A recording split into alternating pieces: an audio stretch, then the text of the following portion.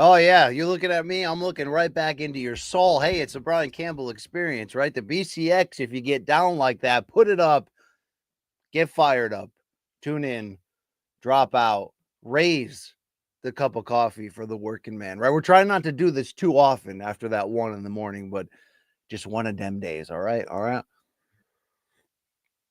Thank you for tuning in to another live, local, and late breaking version of Campbell's Rambles, the weekly opportunity normally at 4 p.m. Eastern time on Wednesdays when you show up.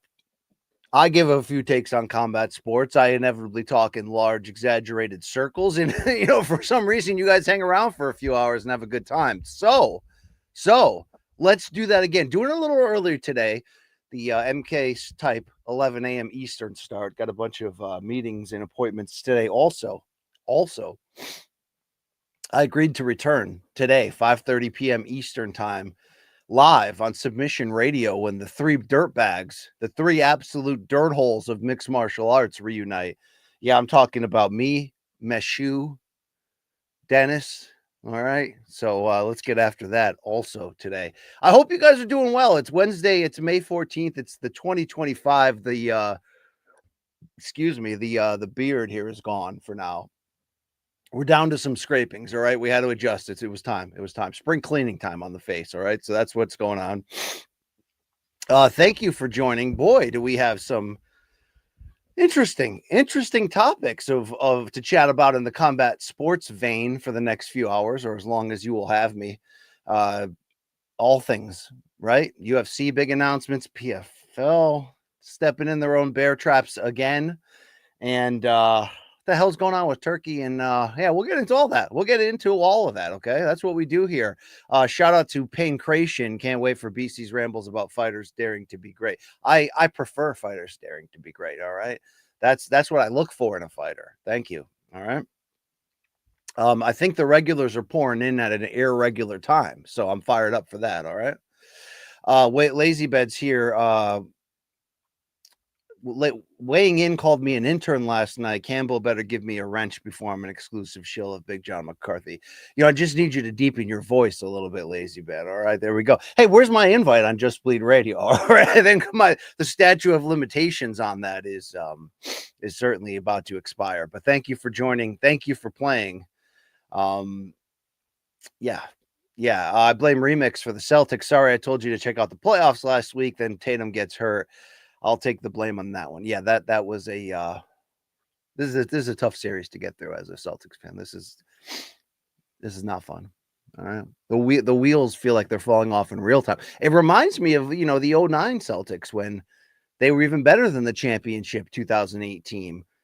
And then Garnett got hurt and then it was over. Now, I don't think you can blame this Knicks series on Tatum getting hurt, but it certainly feels like that final stab. Now, I don't give up hope until there's no time left on that clock. But damn, here comes the man, hot damn, right?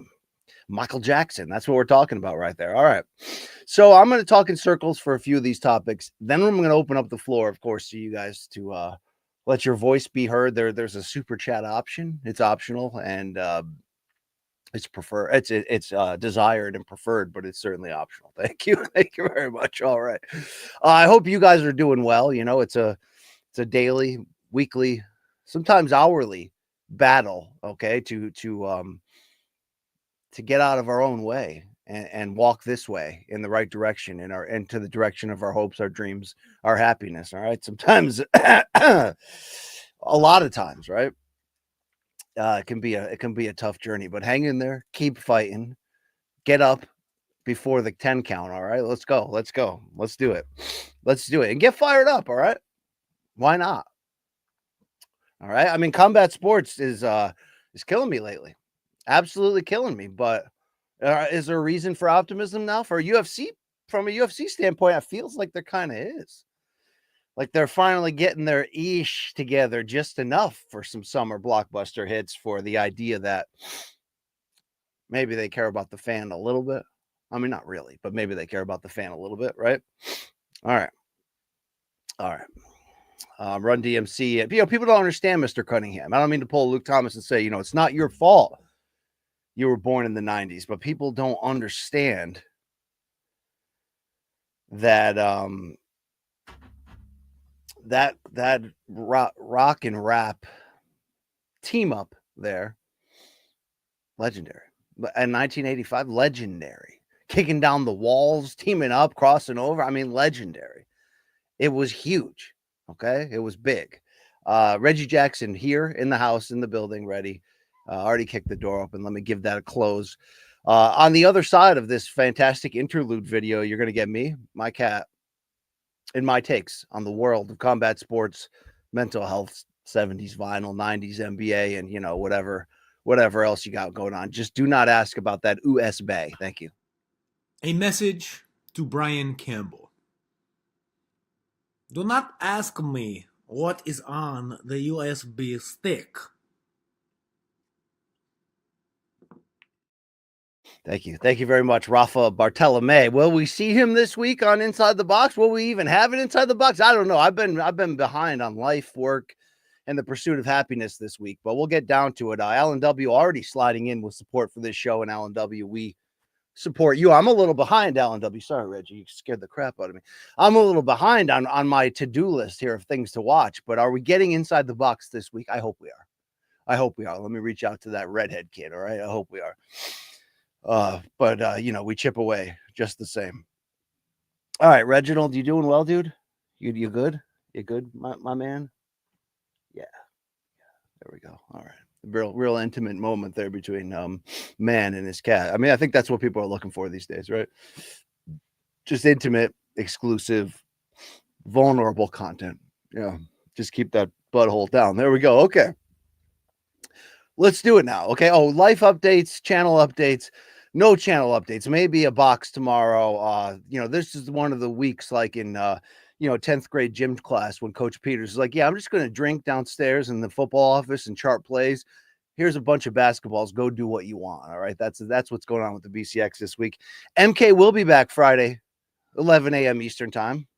I mean, is there a world where you can dislike MMA of the female variety, but also have a very healthy relationship with females in the way you look at them? I mean, I think there is. Tune into MK on Friday to find out if that's possible when Luke Thomas and I preview the weekend to come and certainly do a greater, longer, deeper reaction to the news that has been going on. Sometimes it's difficult, but sometimes, we make it look easy in here. Thank you, Ray Camacho, for joining us. Fantastic last name of the Boxeo variety. And as Alan W. say, yes, Reggie is here to F the she up. You must, by the way, badass knickknack found. All right. You down with this? You down with this Conan, NWO Wolfpack? All right. La Raza. You know what I'm talking about? Oh, I mean, what? Yeah. Thank you. Okay. All right. Enough rambling. Let's get to the actual rambling. All right. Here we go. All right. We're live, local, and we're back at it. Big topic here. Was Dana White finally addressing, not really addressing the media. He's putting out a selfie video just announcing fights at a loud volume. But you know what? Big Dana, we'll take that right now. We'll take that in a big way.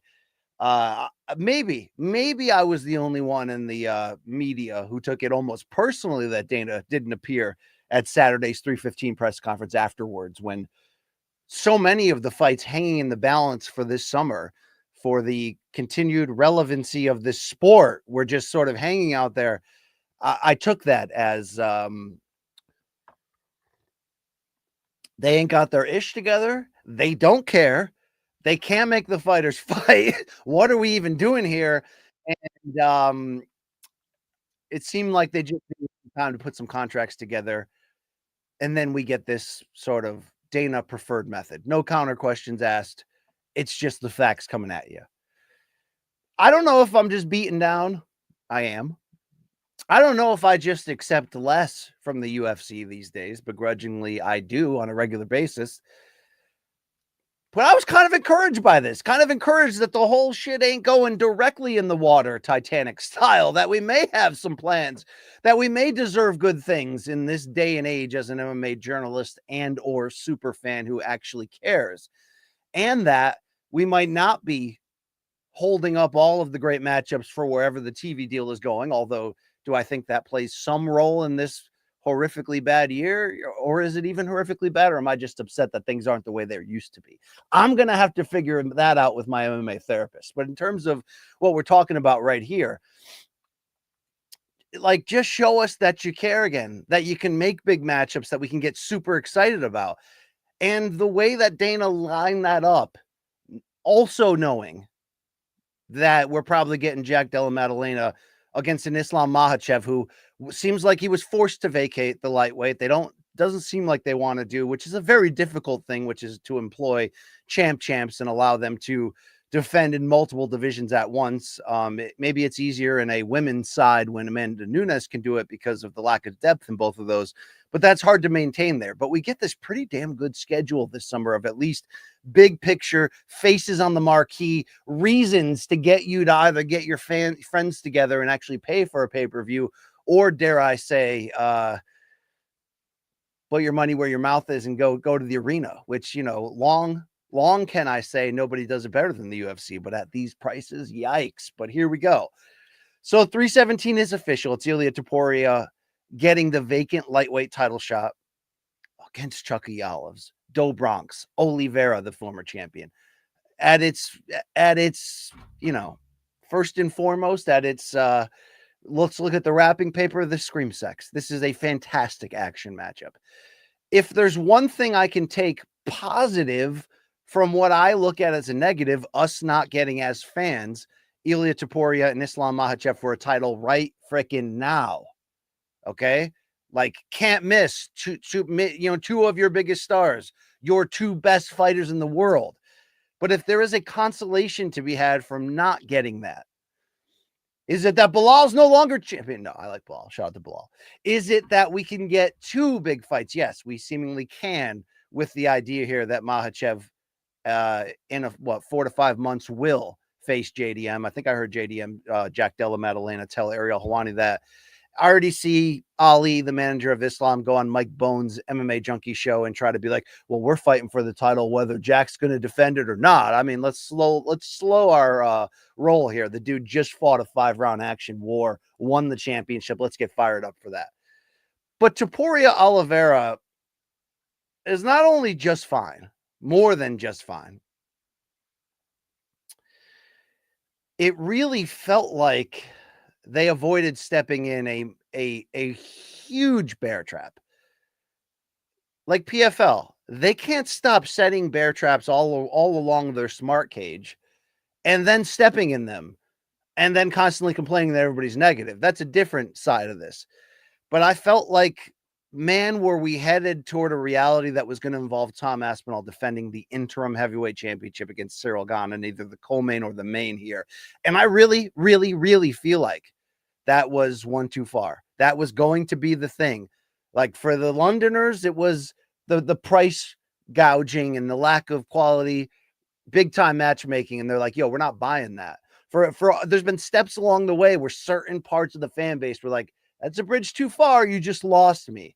For some, it was the over aggressive politics. For some, it was the consistent watered down matchmaking. For some, it was the gouging of prices. For some of us, it was all of that and then some in one.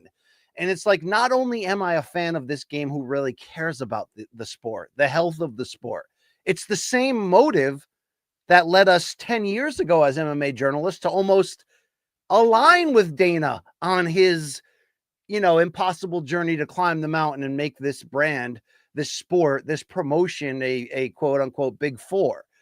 We wanted that for this. They got there.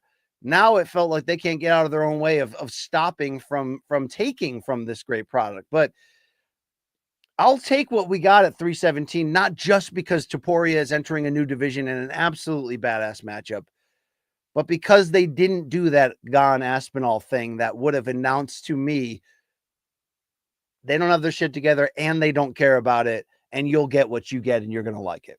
Oh, and by the way, we're still not stripping John Jones. Now, will Jones Aspinall happen? Dana did end his online video by sort of saying, yes, don't worry. It'll be there. He seems confident despite John Jones's constant public display of, I don't want this fight. I don't need this fight. This fight doesn't matter to me. Yes, some level to that is certainly John trolling on the regular. Some level of that is also John public negotiating on the regular. But man, can John not stop from shooting himself in the foot, you know? And what's this weird back of the motorcycle hammered, running his fingers through the dude's hair in Thailand? I mean, I don't know. But if Dana says he can make that fight, I'm starting to look at that fight. We're not getting Ilya Islam. So I'm starting to look at that fight as sort of like the last remaining hope. If UFC actually cares, if they can actually get their shit together and use the leverage of monopolization that they have to do exactly that, monopolize and give us the best fights ever, then they have to get this done. This fight has to appear this calendar year. And based on what Dana's saying and looking at the tea leaves and the fact that we're not getting Aspinall in an interim fight, which to me was the most important thing, for this to not be an abject failure, then this is sort of like, okay, as long as you got this going for us, there might still be a heart there in the Grinch's chest, because it's not just the fan of me wanting it to succeed and be healthy. It's the job security. Somebody's got to put these kids through college thing that a lot of us in the industry are going through. It's not how they frame it of, oh, the MMA industry is just mad that Dana hates them and doesn't care about them and is giving all the good interviews to Nina Drama. No, like I mean, look, it's a different time in media. Fighters are smart enough, especially in the UFC, to have their own YouTube channels and get out front. It's a different time. But the job security of a job like this still is reflective upon the ability of this promotion to put their best foot forward and make the type of quarterly, or in this case, it looks like a summer filled of at least big time main events to get us fired the hell up, to wake up the casual / part-time UFC fans and go, oh, you're doing DDP versus Hamzat in Chicago for real? Okay, I'm back in. I'm back in on that. I need that. I need that job security. I need this. You know what I'm saying? I need that. So let's effing go. This in that realm. I'm giving you the inside of my brain. I'm showing you where the feng shui is, where we set up the furniture, right in front of the bay window, so you can get that optimistic view coming in. But that is the inside of my brain and my care level and what I have at stake in this. So I'll take what they have at UFC 317. Is it the most loaded IFW card ever? No. But there's some bangers on there. We got a second title fight, of course, in the long-rumored flyweight. Kai Kara France stepping into the title shot there against Pantoja. Love it. We've got enough, I guess just barely enough supportive cast to make this feel like a strong pay-per-view. Part of that is I'm lowering my expectations, but I'm in on that, okay? So 317, you're good. Thank you very much for playing. Let's see where we're at with that. Let me look at this card just a little bit closer. First, we got UFC 316, which is an absolute... we've come around on accepting this, right? Marab, O'Malley 2, Pena and Harrison, Newark, couple other decent fights. We'll see it, all right? You lead that into a fight night of Usman Buckley and Rose Miranda Maverick. Okay, I'm there for you, Atlanta. I'm in on that. Then we go to Azerbaijan on ABC. Okay. Still like that light heavyweight main event there between Jamal Hill and Roundtree. And then we go to 317. You're going to get your Dariush Moicano. Okay. Royval Cop. Okay. Paulo Costa Copilov. Yeah, I'm in here. Jack Hermanson, RoboCop. Like, okay, you've put enough. Tracy Cortez is back. You've put enough filler in there for me to accept that. Let's keep going in the summer. Okay. fight night in between. But then we go to 318, New Orleans, July 19th, and the very fan-friendly Holloway Poirier 3. Love it. We don't even know what else is on that card. As far as I'm concerned, it doesn't matter because they're trying. All right, they're trying right there. Then you're going to go Abu Dhabi, July 26th, Whitaker versus RDR. Love that main event. Love that opportunity for DeRitter. Shar Bullet, Marc-Andre Barrios. Okay. I'm in. I'm still with you. But then we go August 16th, the United Center in Chicago. Love it that they're going to Chicago. Don't go there enough for a major city that does love fights. It does have a deep tradition in both boxing and MMA in that area. And holy shit, DDP versus Khamzat Chimaev. Now, if it happens, and I have to say if because I feel like everybody's using that as either a joke or a legitimate scare and basically saying, if Khamzat can stay healthy, even though it was DDP that extended this date by not being healthy last time, or if the bigger elephant in the room, if Khamzat can fly to the U.S. Now, Dana has long said it's not an issue at all. Maybe we'll get Trump involved to make sure that this fight happens. Okay, thank you very much. Hold on, I gotta let this cat out because that's what I do here. All right, Reg, stay out this time.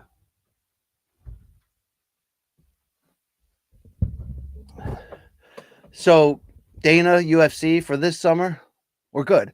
Get us Jones Aspinall in the September, okay? Get it for us. Thank you. We're good. We're building to something here. It's at least fights we got to see, okay? Now your Luke Thomas mileage may vary line on Poirier Holloway 3, I guess could vary, but who doesn't love celebrity guys we love entering into Bushido-laced extreme violence where one guy's going to retire and the BMF is at stake and we're in our home city. All good there. All good there.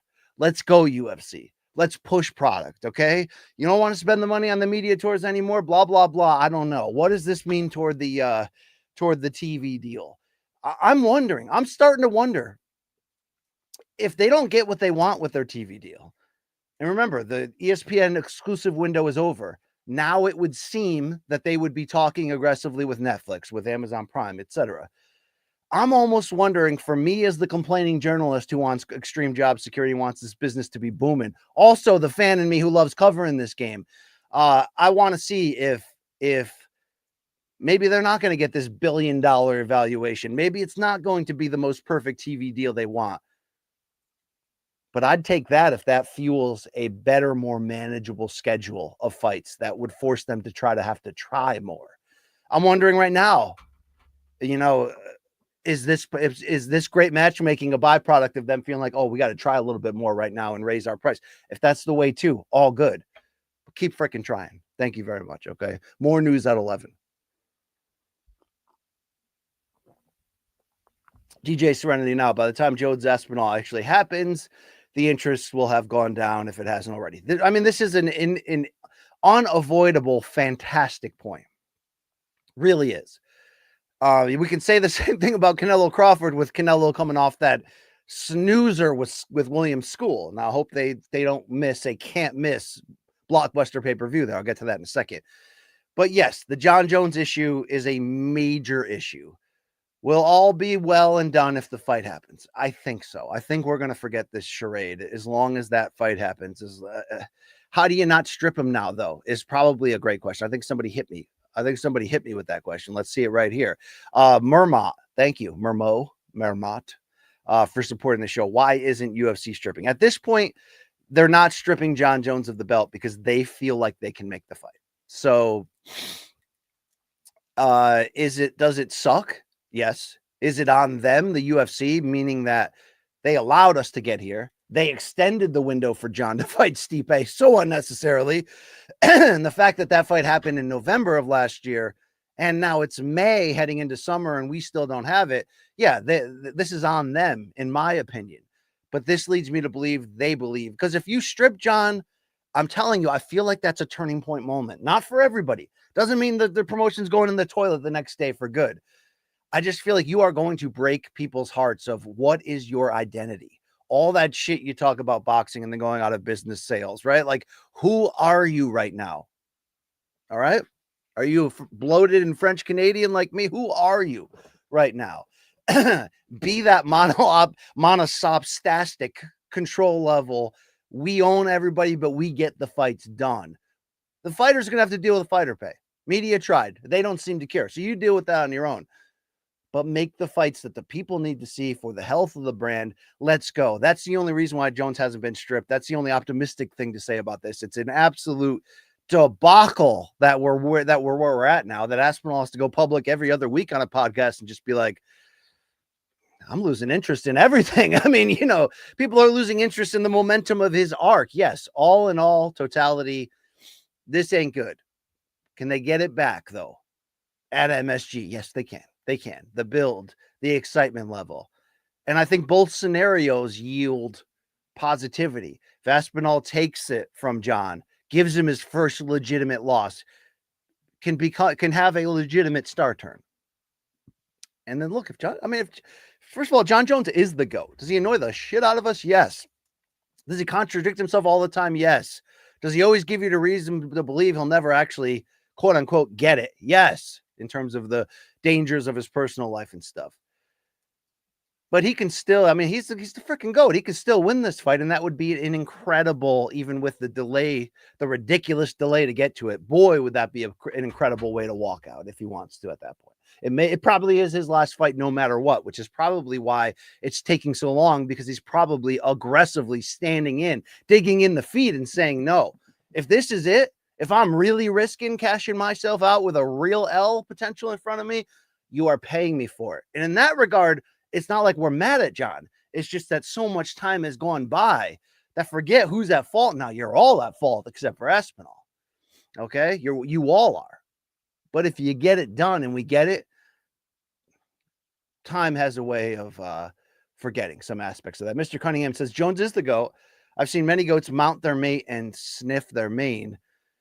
Definitely a go. Are you talking about on the back of that motorcycle? Because that was weird as ish, guys. Thank you. Thank you very much. Okay. Yeah, Jones. Look, Jones has always played the edge on that. It's weird. We look at it like when it's Bernard Hopkins in boxing or John Stockton in basketball, when people are just like outright mastering cheating in ways that they can keep from, the referee and stuff. We're like, oh, those wily veterans. Yeah, Jones has that and has always had that. It's part of that. One of his greatest strengths, the ability to win close fights, the ability to figure it out and do what he has to do to win. But in this day and age of referees just not enforcing shit, then yes, I'm expecting John to come out, eye pokes, D pokes, whatever he's got to do, brass knuckles, whatever it takes. Just give us the damn fight. Topic number 1 put to bed. All right. J. Ray Boy is trying to open up that bet again. We all know why John is really in Thailand. It's not to train. There's a few spin-off theories there, but do your thing, John. Just do your thing in the cage at MSG. All right. All right. Thank you very much for playing.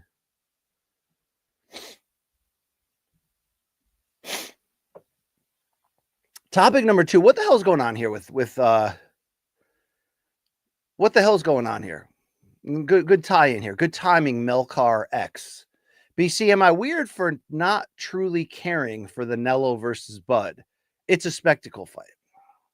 It's towing that line, I got to say, between being an absolute can't miss historic super fight, and there's certainly elements of that still, even with Bud having just one fight in 2 years since the Spence walkthrough, and that fight being close, and a debate whether that was him winning, it was him being masterful and great, or him overlooking the guy, or him being a couple of things there. You wouldn't have loved that path to get here. You also wouldn't have loved Canelo's path to get here, being that he's on this arc of taking easier matchups and, like we saw against School, doing just enough to win and then just being like, yeah, that's on him. That's not on me.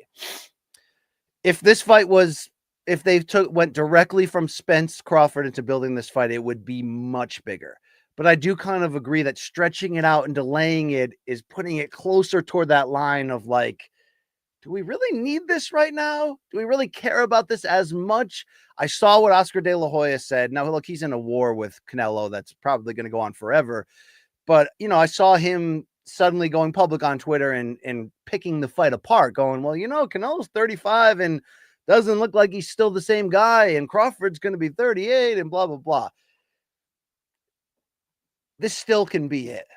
The question is what, when, where, and who will be tied into this. It's probably not the most ideal time. It's definitely not the most ideal time because of Canelo's performance there, because of a lot of things.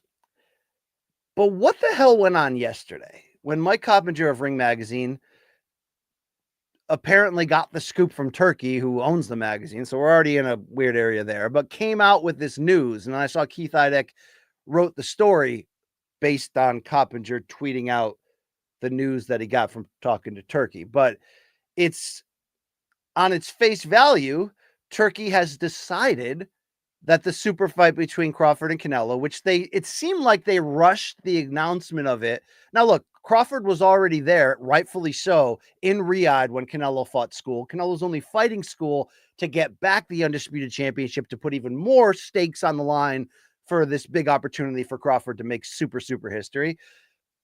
So Crawford being there, smart move. You're gonna put him in the ring anyway, but it felt like because that fight against School was so horrific, and the debacle of Times Square the night before, that Turki was like, yo, let's go. We're all in on this. So they didn't even interview the fighters about the School fight before you saw Bud in the ring, and they're pushing this out there. And then Turki's going, we got a date, Friday, September 12th. Oh, yeah. Allegiant Stadium. Oh, really? And then he came out later that night and said, yes, this will be Dana White and TKO's kickoff of it. Did he make that announcement outside of the agreement that he had with Dana and TKO? I don't know. Let's not forget that when they announced their partnership on March 5th, Dana was talking Turki down live on ESPN programming of being like, yo, don't announce everything. Hold on. And then what did Turki do? Next time he came out on Twitter was like, Dana will handle all the announcements. He is the boss.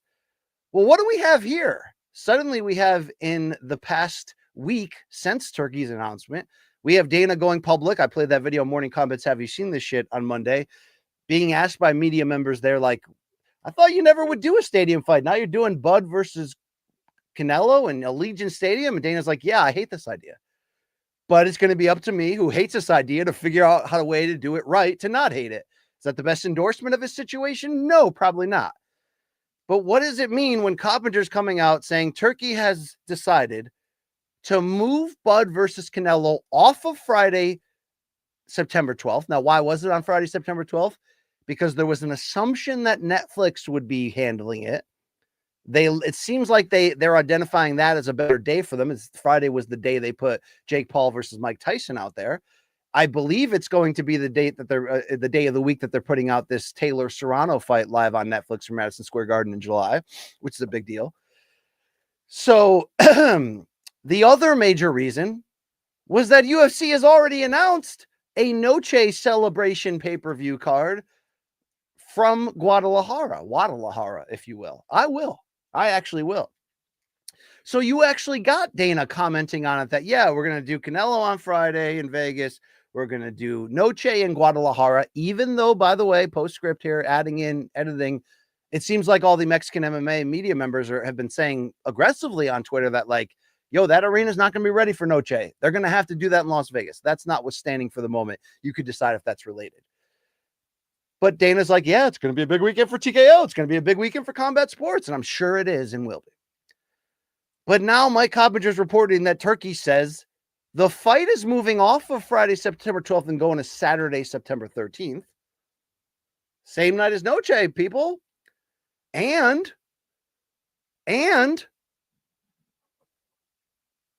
Turki has, in this Coppinger tweet, Turki has decided that this will now be a Riyadh season pay-per-view. So does that mean it's not TKO? So that's the knee-jerk reaction of like, oh, trouble in paradise. Did Dana speak out too publicly and that pissed Turki off? Did Turki jump the gun and did that piss it off? Like, I don't know. That was our knee-jerk reaction yesterday. Like, holy shit, is Netflix like, yo, we don't want this fight. What the hell's going on? And if you're TKO, like, why would you ever want to put head-to-head Noche and Canelo-Crawford when this is your launch of your investment in boxing and your move into there? So that was about an hour of like, oh shit, maybe they are falling apart. Maybe this is grand closing, grand opening, grand closing before we even get out the box. And then the subsequent tweet from Turkey saying, look, I will announce all of this, the day, the network, the city, the location, all of that, at a future time. And in that reporting from Coppinger was Turkey saying that it's down to New York, Las Vegas, and Los Angeles as home of this fight, when originally, again, he announced it as Allegiant Stadium in Las Vegas. And then more or less everybody just assumed it's going on Netflix. I don't know if you can take that at face value of what it looks to be, of, oh my God, Turkey and Dana are in a major power tilt here that could compromise their future together. Why? Because Turkey loves to deal, admittedly, in misinformation. It's hard not to look back at what he did when Canelo was on the verge of signing to fight Jake Paul on Netflix, and he put out misinformation for 2 days about his fights, other people's fights. He's just using the Ring Magazine account to spew out updated stuff. And then he comes out on an interview on ESPN with Coppinger before he moved to the ring and is like, sorry, guys, got you. Sorry, Mike. Just want to let you know I've been lying to you for a couple of days, but it was only to, sway the negotiation in my way. And we're all like, yeah, so much for the credibility of Ring Magazine, Turkey, and everybody involved. Now you have BoxingScene.com, which admittedly is in a tussle. Boxing Scene doesn't appear to try to be in a tussle with Turkey, but Turkey has blocked them from getting credentials. He's had a public war of words with Gary Jonas of Pro Box TV, who owns Boxing Scene. And now you've got Lance Pugmire, through people with knowledge of the situation, saying through sources here that this is all a ruse. The fight's going to be announced for Friday on Netflix. This is completely a ruse. So you've got to start to ask yourself, one is the enduring credibility of Ring Magazine just going down the tubes with this type of charades. And if it's not a charade, then two, who is Turkey sending a message to by doing this? Because I have, in my own reporting and researching and talking to sources, have come across a couple times where in this Turkey experience, I don't know if you recall, there's been New York Times reports or different outlets having this exclusive report that like UFC is going to get into boxing or this is going to happen. And then I'd find out afterwards that so that may have been Turkey planting that. I don't have proof. I don't know about that. But it seems like he aggressively understands how to not dismiss the media as Dana does, but to use the media to carry out his grudges, public chess battles, whatever have you. So we're trying to figure out right now, because this is such an aggressive shift, is this Turkey making a public power move at Netflix because the deal's not going his way? Is it him making a public power move at TKO and saying, oh, guess who's the real boss at the end of the day? It's my money. I'll do the announcing.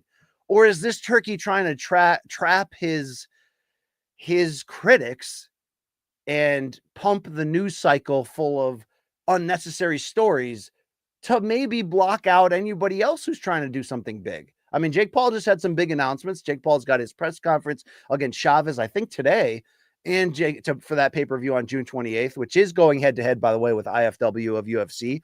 And also, Jake just had some really big signings again as MVP continues to fill up its female side of the promotion, signing Savannah Marshall, Chantel Cameron, and just adding that to the incredible group that they have there. I don't know. I think you certainly have to add in his self-admittance of lying to Coppinger with that really weird situation that happened with Dougie Fisher a couple months ago. Dougie Fisher is the editor of the Ring Magazine, the physical magazine. Obviously a longtime respected boxing scribe. But when he had a weird argument with Turkey over Twitter about whether a league and a monopolization can work in boxing, and then it leads to Turkey with Dougie on the couch of his hotel room with his arm around him, looking like they're at a slumber party, putting a video out there on the Ring Magazine account, just laughing at everybody, being like, ha, ha, ha, we got you.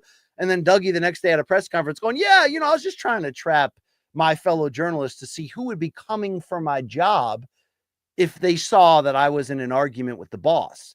And he goes, oh, by the way, they all came for my job. This is fucking weird, guys. This is really, really weird. So I'm trying to figure out, is this misdirection on the media? Is this trying to flood the airwaves? Or do we have a problem here? in terms of everybody being happy and coming together, meaning Netflix, TKO, and Turkey, to make this super fight. We're going to have to sit and watch this play out.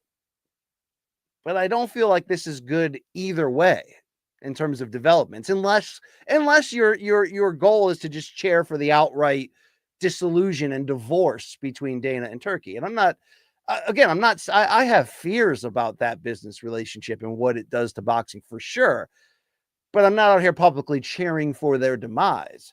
So this feels weird that it's a message to somebody or it's a trap. It's just, yeah, I mean, it's like, do we want to keep doing this? Do we want this man to have this control of the sport and keep doing stuff like this? If it makes this fight, it's going to be hard for this fight to fail outside of the, I guess the somewhat real potential of Crawford just going, actually, the best path to victory here is to do exactly what William School did with a little more offense mixed in. But I think even that is given the size difference, given the history at stake, it's still very compelling.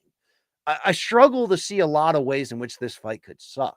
It does feel like a no-brainer, even if that initial question that I put on there is starting to ring true in a lot of boxing fans, saying like, I love this fight, but I don't know if I necessarily need it. And certainly not as a replacement for what we already should be getting, which is Canelo Benavidez. And I think it's what I mentioned earlier about it's taking too long, meaning it's giving us more time to go, does Canelo even care anymore? Is he ever going to challenge himself again?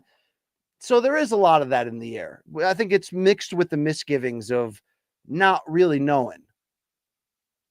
Is a Turkey and TKO marriage going to be pushing the betterment of the sport, of fighter treatment and payment and relations, of a lot of things, or is it only the combination of a flex, a sports wash, let's allow UFC and TKO to walk in here and complete the trifecta of monopolization so that all the good food you eat moving forward will taste like it's from the same buffet?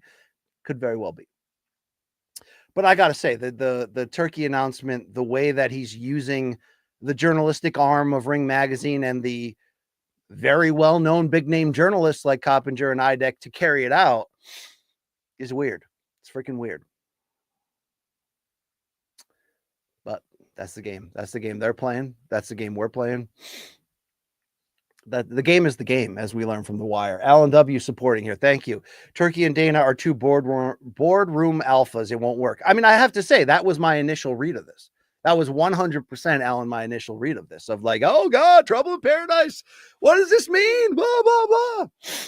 I mean, we also saw Oscar De La Hoya, who's on DAZN, heavily tied into Riyadh Citizen and Ring Magazine and Turkey and all that. We saw him put out that IG story of like a partnership, fist coming together of him and PBC. Is that a future thing? I mean, we thought it was going to be Top Rank in PBC, and now it feels like maybe they're not going to join together and do it. They're going to be separate things, but maybe more willing to facilitate each other for big fights. Maybe, I don't know. We're no longer getting Fundora versus Zoo. I mean, it's Fundora versus Zayas, although I would actually prefer Fundora versus Zoo, the rematch. And if that is paired with Pacquiao and Barros and Pitbull Cruz Fierro, which is rumored to be on that card, then July 19th could be a very fun pay-per-view, and I'd be okay with that. But yeah, you have to wonder, is it nothing more than this? Are we doing 4D chess to ourselves trying to figure out the machinations of this? Is this really just a power play of Turkey and Dana, of Turkey basically wanting to be Dana and Dana going, I know you're paying for it, but this only works if you give us the power and you go sit over there. Turkey don't sit over there, guys. I don't know if you're new to this, okay? He don't do that. That's not what he does. All right. Musty Biscuits, I like to see the Canelo Bivol rematch. Yeah, I didn't want it at the times that Canelo aggressively wanted, which was in the immediacy of him losing to Bivol. But I also, again, I'm adding in there that Canelo is not challenging himself lately, that he doesn't seem to want Benavidez in the most shameful, excuse-driven way possible. That if we did get him versus Bivol for all 4 light heavyweight titles in a rematch, would I just accept that happily because it's not the other stuff? Yeah, I would. I probably would. But you know, I want Benavidez to get a crack at all 4 belts, whether it's going to be Bivol or Better BF. I want him to face all these guys. We want all the best to face the best. But the business realities that have held back the sport the last few decades still seem like they're in play to some degree, largely because not everybody wants to go all in on handing it over to Turki and Dana and saying, so it's understood there. Andrew Nance, Jim's nephew, says Reggie the GOAT. That's all I got to say. Yeah, you're darn right. Although, look, Zoe the cat, his sister, she'll do this at like about 1 month out of every year. She'll just claim me, and everywhere I go, she goes. She's been on the here in the office just 24/7, coming on air. I mean, she broke through. She bust through the door for an HQ hit the other night, and it was a serious one too. So I'm like stiff arming her off camera. She just pushes right through. You know what I'm saying? But yeah, maybe I need a lock on that door. There we go. We just want the best of the best, says Muskie Biscuits, kind of like an early 90s movie. Yeah, I mean, is there anything better than shitty kickboxing movies? No, not at all. Maybe city kickboxing, but no, not shitty kickboxing movies. No. All right. Melcar X, is Benavidez still fighting Callum Smith, or is that a rumor? It seemed like a logical move next for him, and it also was a rumor, but I don't think that's going to happen next based upon Callum Walsh being rumored for a fight in the UK. I have heard some idea that Benavidez' first title defense, remember he's now the full WBC title holder after Bivol was stripped at 175, could come against what's his name from Philadelphia? Fought Zerto twice. Jesse Hart could come against him. I certainly I'd rather see Callum Smith. I don't know if that's something they're going to build to. I don't know, because it's still, boxing is weird right now. I mean, let's not lie, it's really weird because it's like this giant thing is happening. The Turkey TKO takeover, and people are like working with Turkey now, but knowing they're going to be on the outside looking in, and 6 months, it's all weird right now. So I know Benavidez went out to Saudi for Better Bivol 2, had the front row treatment. Then you hear the rumors that he left early. Things didn't go his way negotiation wise, but it's not as if PBC is completely on the outs. They also have the July 13th New York card that I think Dan Rayfield is reporting that Turkey's going to do for the Ring Magazine series. The rumor is that the locale will be the tennis stadium there. There's a couple of people, David Morrell Jr., there's a couple of PBC guys on that card. So I don't really know what's going to happen in a lot of ways. You hear Bob Arum now coming out saying that Top Rank is expected to sign a new TV deal with 3 different outlets. The rumors are that one will be streaming, one will be, regular cable TV, one will be something else. I don't know if that's a simulcast on there. I don't know if it's a situation where maybe we're doing our pay-per-views on ESPN, we're doing our regular shows over here, we're simulcasting on DAZN. I'm not sure what that's going to look like, but a lot is changing in real time in front of us. Nocita's here. Didn't realize it was an early ramble. Either did I. It's been a crazy week, but we're fighting. We're here. We're now. We're right now. Okay, we're live. We're live. Let's go. Final point of contention from your boy BC today. 1 or 3, it looks like shaving this beard is reminding me how fat my face actually is right now. So let's go. Let's get back in that gym, BC. Thank you very much.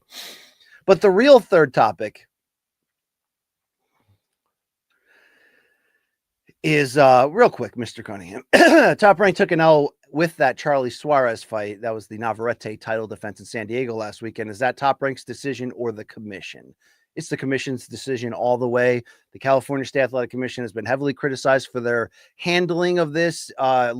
People framing it as sort of a weak, let's make it a no contest because we know we effed it up, meaning there was legal replay. The replays clearly showed that the fight ending was not due to a headbutt, that it was due to a clean punch. And now it's like they could give Suarez the victory he deserves, the title, and an immediate rematch. So I think people would want to see. But instead, California is taking what a lot of people are framing. And I understand the criticism. I'll join the criticism as a potential easy way out, going, okay, something was screwed up. No contest. Let's do a rematch. Is it the same thing in the end? I mean, I guess it is. But you have replay in a state where replay is legal. You use it and you don't get it right. And then afterwards, you figure out you're wrong.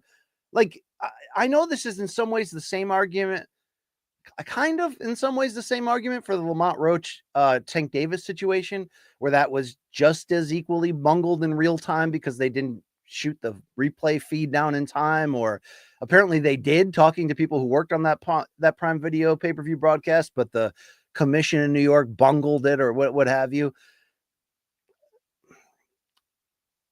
Should that have been changed to a Roach victory? I think I fought it initially, saying I want results to happen in the ring, not after the fact. I don't like precedents being made of, well, that was sketchy, let's go back and change it. It's similar, in my opinion, or this was my stance at the time, to the fallout of Buster Douglas Mike Tyson, where Don King produced that aggressive long count conspiracy theory, and King and Tyson were just using all of the victory lap period for Buster Douglas to publicly campaign of like, let's get this reviewed. This shouldn't have been a win. Let's change the result. And, as a boxing fan, you're like, I don't want the money grubbing, leveraging promoters that have the control, like a Don King, to be able to do that, to go back and change things because they have leverage or money or what have you here. The situation here is different because it does feel like Lamont Roach got wronged, just like Suarez.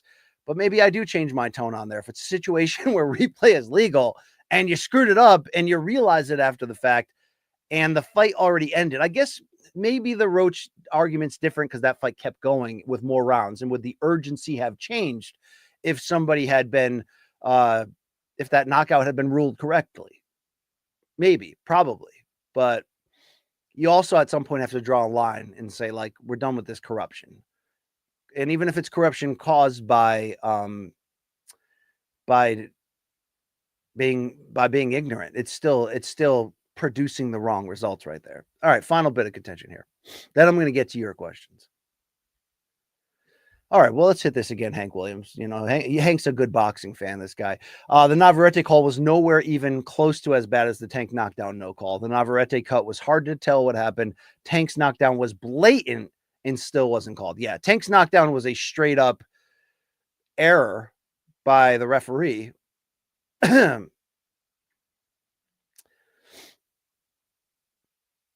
Totally blatant.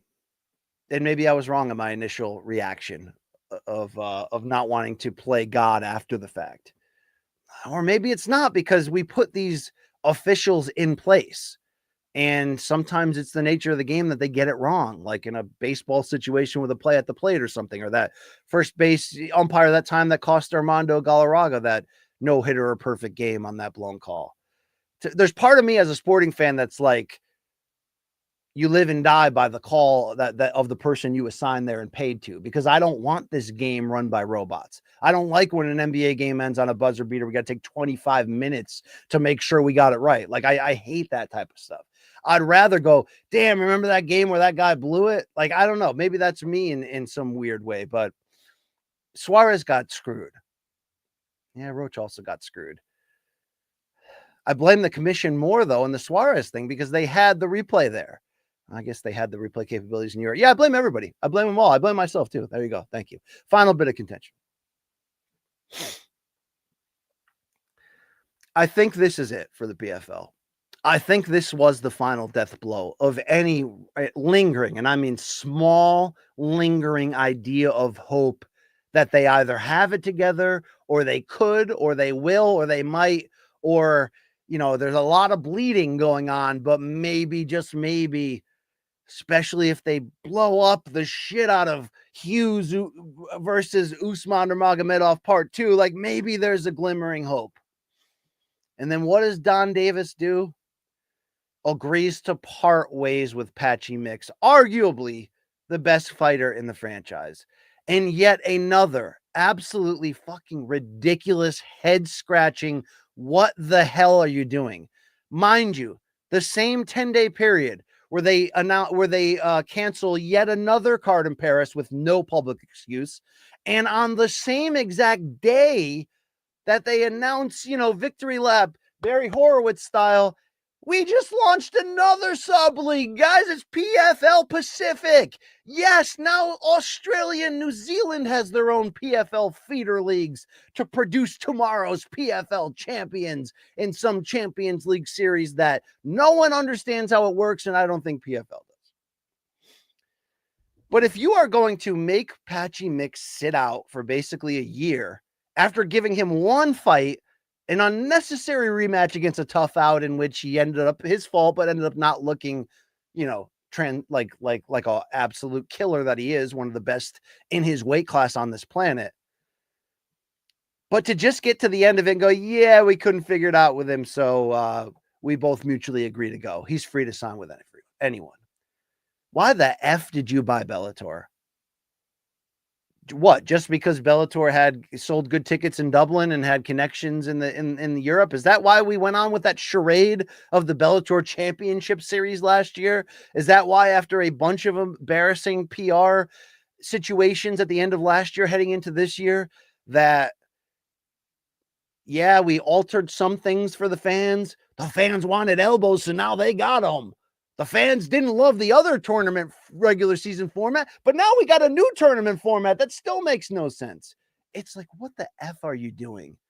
You bought this roster, or you should have bought this roster for the reason of combining some very good world-class critically approved fighters and mixing them with the roster you already have to make an attempt at grabbing our attention, so that in this one-sided monopolization monopsony known as UFC's ironclad grip on the industry, that you could provide something different, a glimmer of hope, a different style, a different flavor.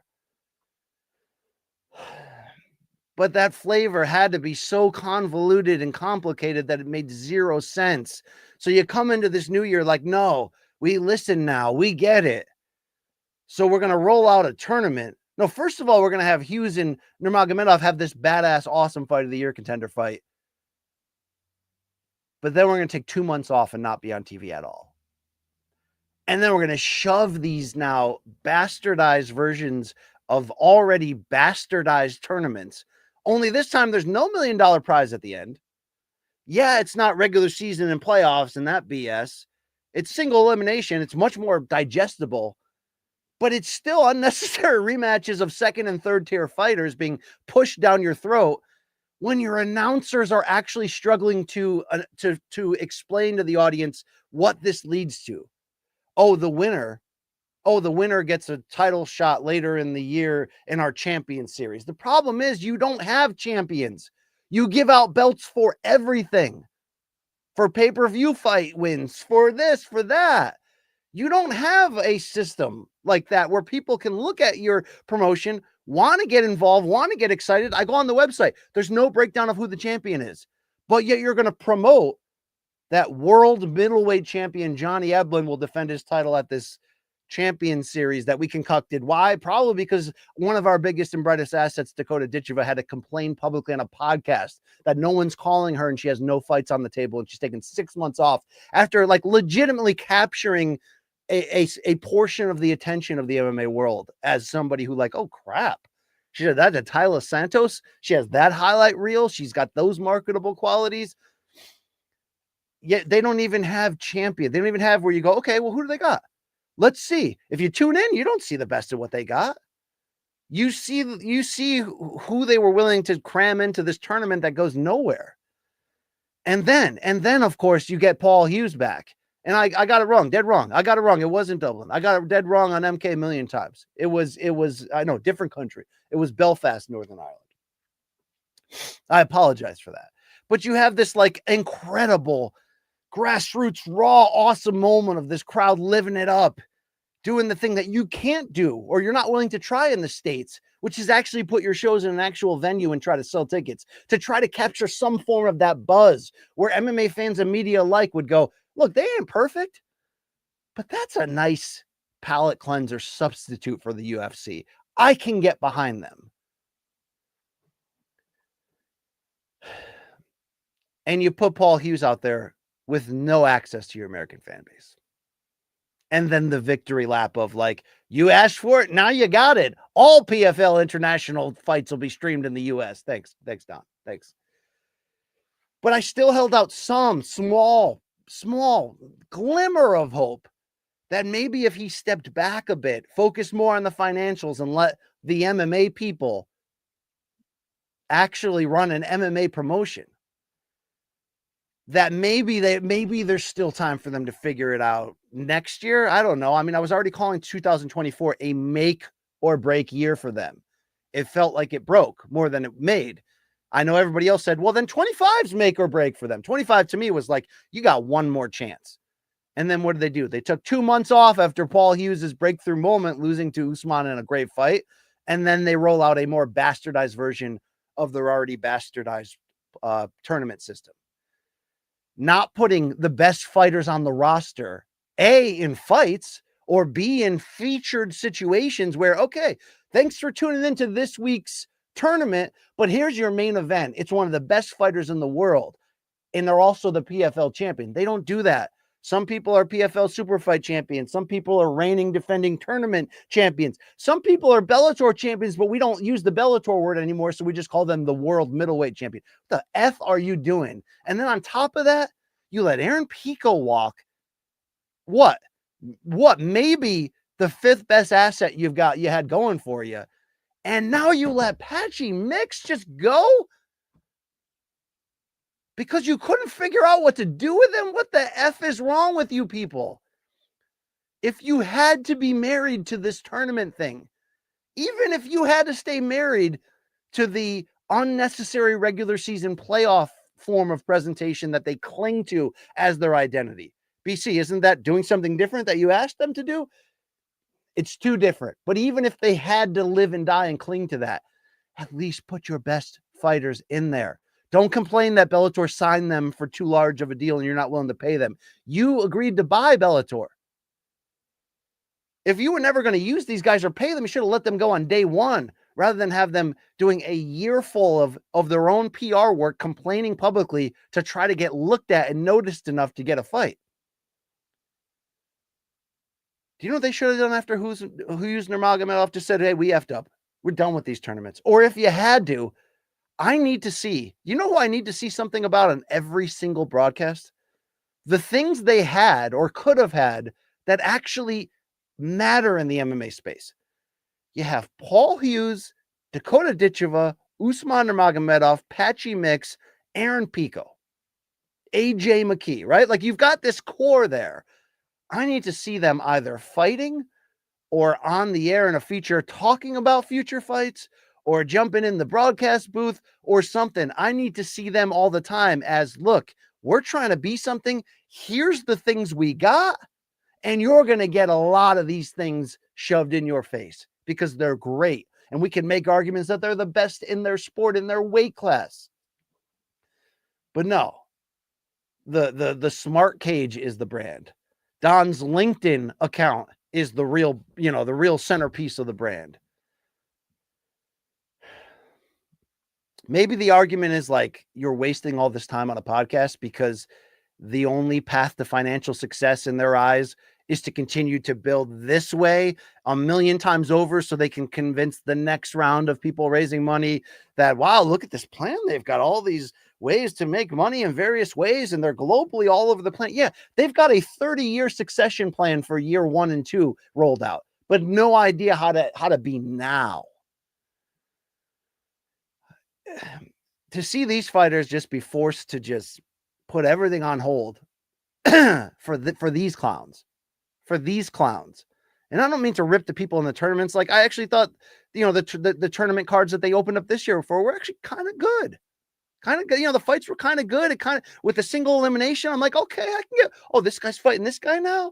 Okay. That guy used to be Bellator interim champion. And this guy, like you were doing something there where we can go, okay, we see what's going on, but there's no storytelling.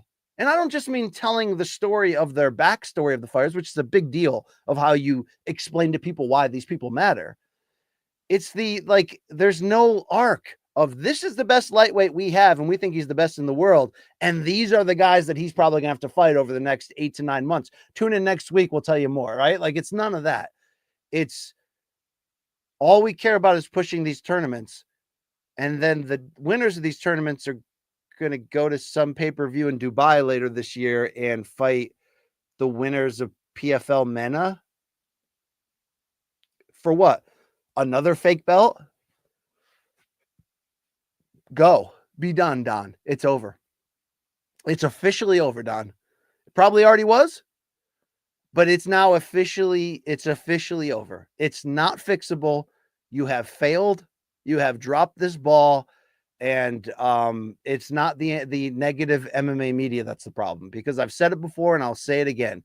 We wanted this to succeed. We wanted you to win. It's better for our business. It's more fun. It gives the fighters more options, all these things.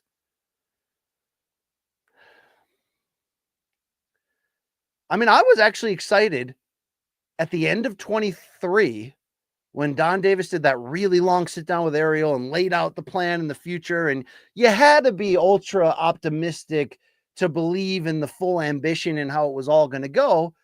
But the salesman and Don, the way he presented it, it was like, it's kind of interesting. But guess what never happened? You spent this money on Jake Paul, he never fought. You spent this money on Ngannou, he fought once. Now, is that your fault? Not fully. Is there some blame on Ngannou? If you're tying Ngannou's ambition with company, long-term success and health, then that they certainly weren't a perfect marriage right there. But like, this is what it was all about. These announcements of all these female boxers that are joining, but it's like they fought once and didn't fight each other. So what are we doing here? Well, there was real optimism for me at the end of 23. I even reached out to them and was like, I could kind of get behind someone making a run at trying to carve out their own space in this business. Like, you got on-air opportunities? Let's go. I could fight for this brand. They set up, they were like, this is great. They set up meetings. They just dropped the ball. They just stopped responding. All right. I still cheered for them to win. But what I know now, all this time later, talking with people on the inside, seeing all the way that they handle criticism and seeing this, and now seeing we have failed to understand how to properly use one of the best fighters in the world who came to us on this streak of momentum in the prime of his career. Just F off. Go. It's over. Go. Thank you. All right.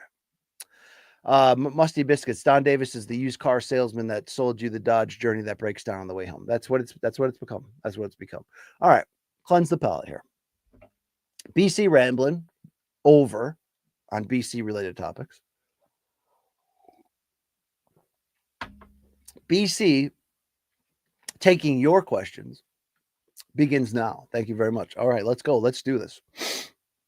Thank you for your super chat donations, but you want to play?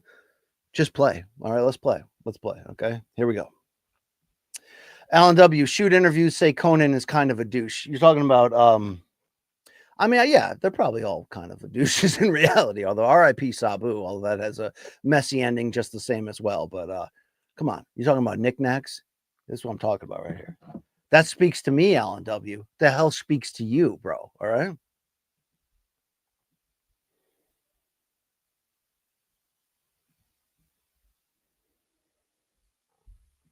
Timely question. Guillermo A. in the house. Guillermo Rigondial.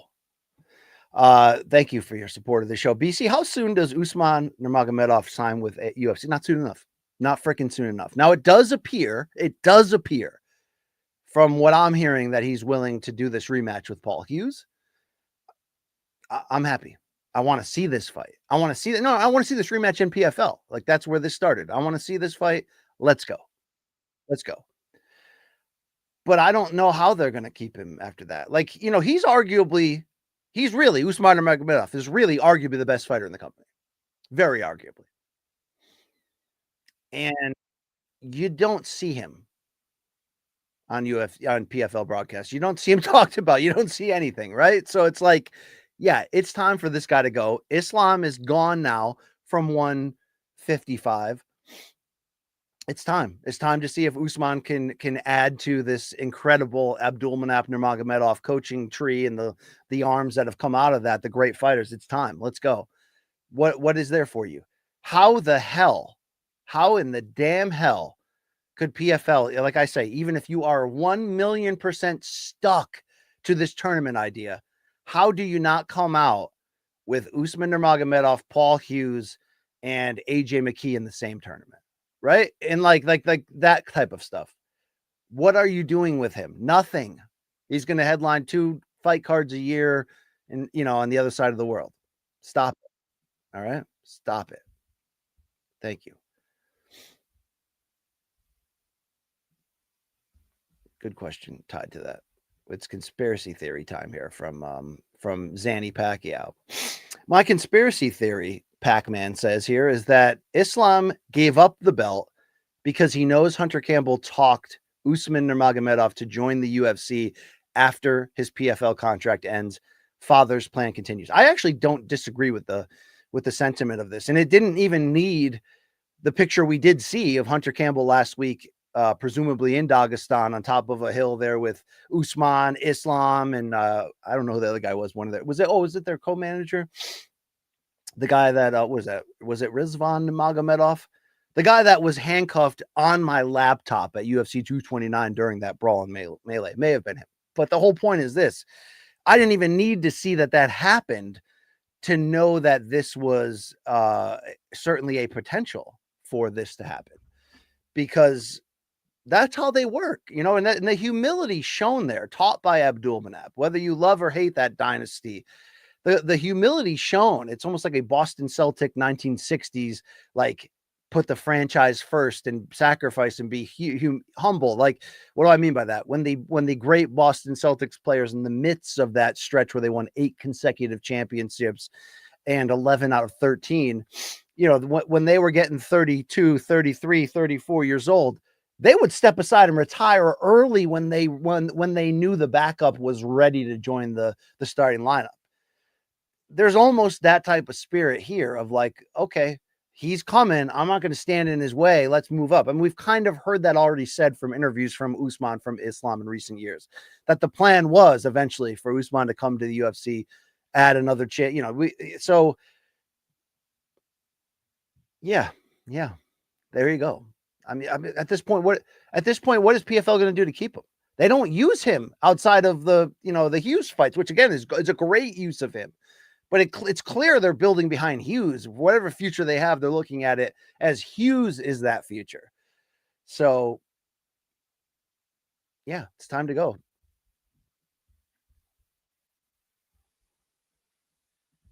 This is from Brody Moret. Floyd definitely ruined boxing in a lot of ways, but it's not his fault. Not his fault. These young kids idolized him so much. I don't know if you're talking to me or you're talking to other people in a conversation right there.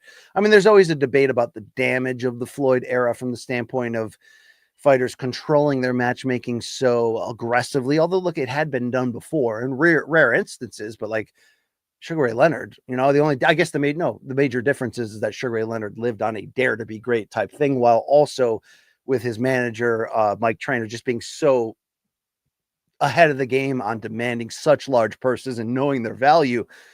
But he still was all about making that, where Floyd was much more about controlling that to a certain degree. And yes, it created an era of copycats, but I think that spirit is gone right now, for better or worse. And I say potential for worse now, because we saw that performance from Ryan Garcia and Devin Haney there. But for better or worse, these guys want the smoke. They're getting after it. All right.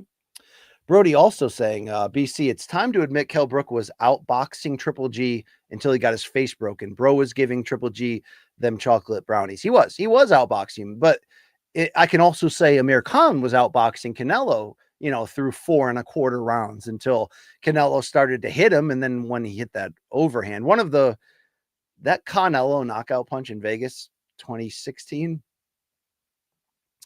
that's one of those, that's one of the singular punches I've been ringside for, where it's just like, oh, it's still kind of hard for me to watch that. I mean, he got KTFO'd.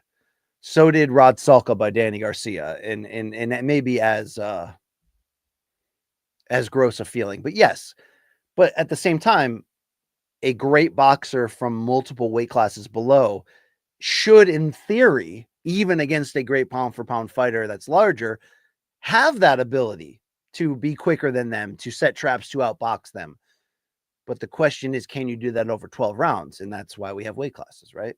Yes, Brook was brave in taking this fight. I thought he carried it out the best way he could and executed it until that other eye had to get broken, that other eye socket. Dang. Dang. All right. I got a door issue with Reggie. Give me 1 second of your time here. Jim, I gotta tell you something. Are these guys Russian or are they just in a hurry? Okay, Harold. Okay, Harold. All right, let's get into it. Let's flow here. Let's do it. Alan Dubs, we need the Yakuzas back in Japanese MMA. I mean, maybe that's what we need to make these matchups happen, right? We need a little more. It's like, it's weird. Like I can't tell what I'm cheering for. Am I cheering for UFC to release the hold that they have over the fighters so the fighters have more freedom, even though I've always been on record saying the more freedom they get, the quality of matchmaking will inevitably diminish, right? The more they get paid, the more freedom they get, the more leverage they get to certain degrees. But we're getting watered down matchmaking when that's not even true. So part of me is like, as long as this, Reggie, you're killing me. As long as dude, you gotta pick a lane. As long as this monopolization is in effect, then use it.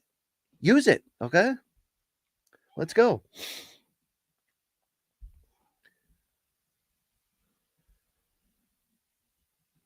All right.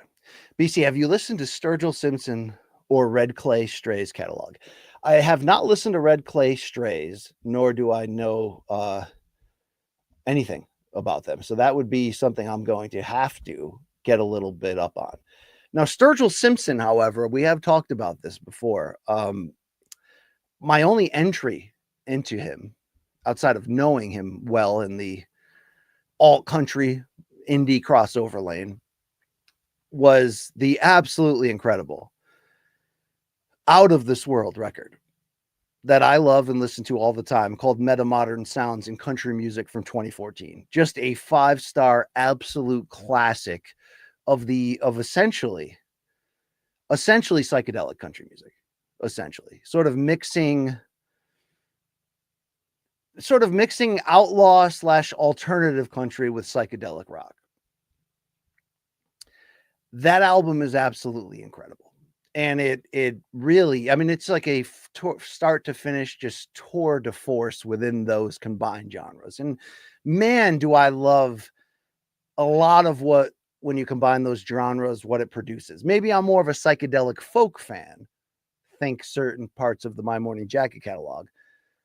But essentially what this is, psychedelic alternative country. I mean, alt country itself is already such a great genre that people avoid sometimes just because they hear the word country, when in reality it's something different. But you add psychedelic rock as sort of the icing on top, you're going to get something absolutely incredible. And I've been told by many a fan that, like, hey, BC, don't stop there. Keep going down that guy's discography, and you're going to continue to dig deep and enjoy it. And I do plan on doing that. But 2014's Meta Modern Sounds in Country Music is just it's an absolutely perfect and incredible album. So check that out. Melkar X, BC is Naoya Inoue in the 10 greatest fighters below 130 all time. Not saying he is, it's just a thought. That's an interesting thought, and not something I can necessarily regurgitate right now. What would be my top 10 fighters, at 130 or below all time? But I think he's inching into a lot of these potential territories. I mean, you are talking about a 4-division champion, 2 of those divisions 4-belt undisputed in the modern era. And really, we feel like, even though he's probably going to hit his ceiling at 126, I feel like he can win titles there too. Could he be undisputed champion? I don't know, but he could win titles there too. So we are talking about somebody who not only has sort of that Manny Pacquiao-like ability to continue to rise in weight classes and swim and hang and still be the same guy to a large degree, but you're adding in with that a complete game, and the fact that he is a like Elvis-like star in Japan. Maybe not Elvis, but like the boxing version of Elvis. But I think the most important thing you're mixing with that in terms of his historical resume and where he'll end in is you got that Lomachenko side of it. This guy dared to be great from the absolute beginning. No, wasn't fighting for a world title in his first or second fight, but he had won titles in 2 divisions so quickly with, at like the 7 or 8 fight mark, and had really just dared so aggressively in the beginning to find out exactly who he is and show us. So there's big fights ahead of him for sure. Akhmadaliev is going to be a tough test. Nakatani is going to be a showdown. I hope we see him against Bam before he would move up. But he's pacing. In fact, maybe already there to answer your question, to be exactly where you are. Not, you really have to do this and parse it out and look at it historically. I'm a historian up to a certain level for sure, but I'm definitely not claiming to have the extended deep knowledge in every single weight class going back 100 years. But what we are seeing out of Inoue is not just super special. Yes, it's all-time historically special. There you go. Boom, there it is. All right.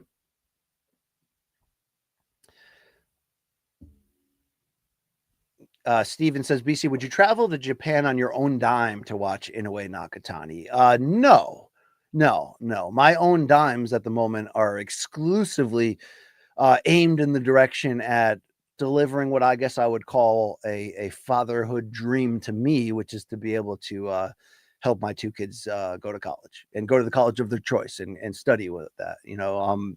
I paid my own way through school, and it was really hard, and I didn't finish, and that's on me. I don't hold remorse for my parents for that, but considering what my kids went through to start their life, like that's the goal. That's the American dream for me, and it hasn't been easy with them being born so premature and going in and out of hospitals for so long and having so many crazy surgeries and us being in so much extreme medical debt for most of their youth. But yeah, I'm not doing this. But is my heart broken that Ryan Garcia pulled out of the kickboxer Rukia Anpo match that was going to send me to Tokyo over New Year's? Yes, because this has been a dream personal vacation trip for me to go there. Would I like to go there to see this super fight? Should this super fight be in the Tokyo Dome? Yes, and yes. But no outlet is sending me. If I was an announcer on this show, good Lord, would that be the best thing that ever happened? But that fight is going to rule. Thank you. I don't really do much with my own money besides buy vinyl. I'm not saying don't enjoy the things you like. I mean, but my income goes to putting food on the table, giving memorable vacations, and let's get these 2 through school. All right, let's do it. We're closing in. We're in grade 11 now. We're getting closer. There you go. Wow, a lot of crazy comments in here today that I cannot post. We really wouldn't want to, but it's I don't know if that's a good news. Does that mean we're getting new interest in here, into our boys club here? I don't know. All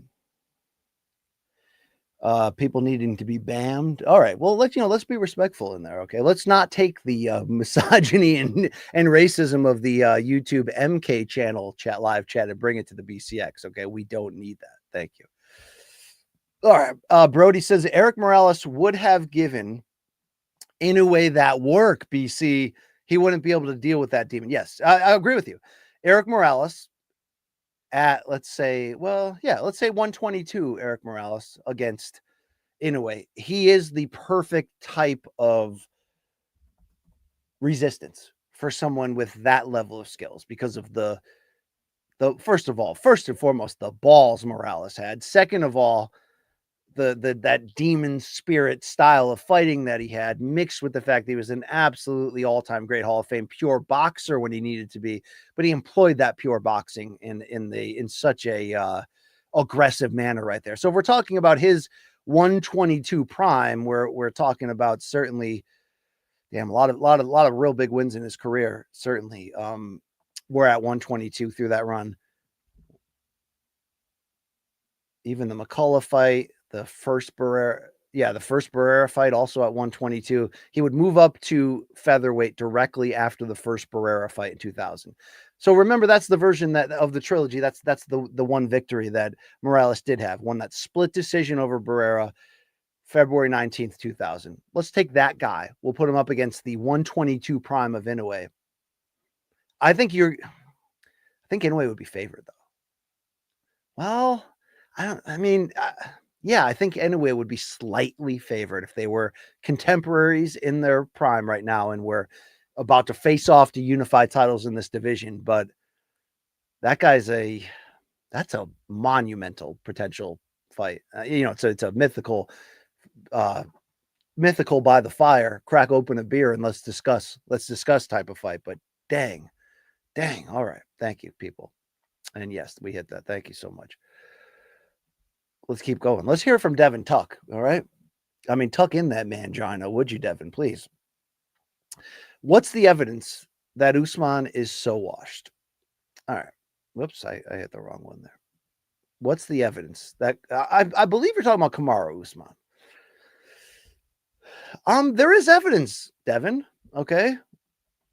Now, but like there's different levels to wash. Wash sometimes means can't take a punch at all anymore. Wash sometimes means can't pull the trigger when the openings are there because of a combination of diminished reflexes and overthinking. Like the hole's there, but I can't let it go. Like that's just, it's not computing. It's not instantaneous. It's not automatic anymore.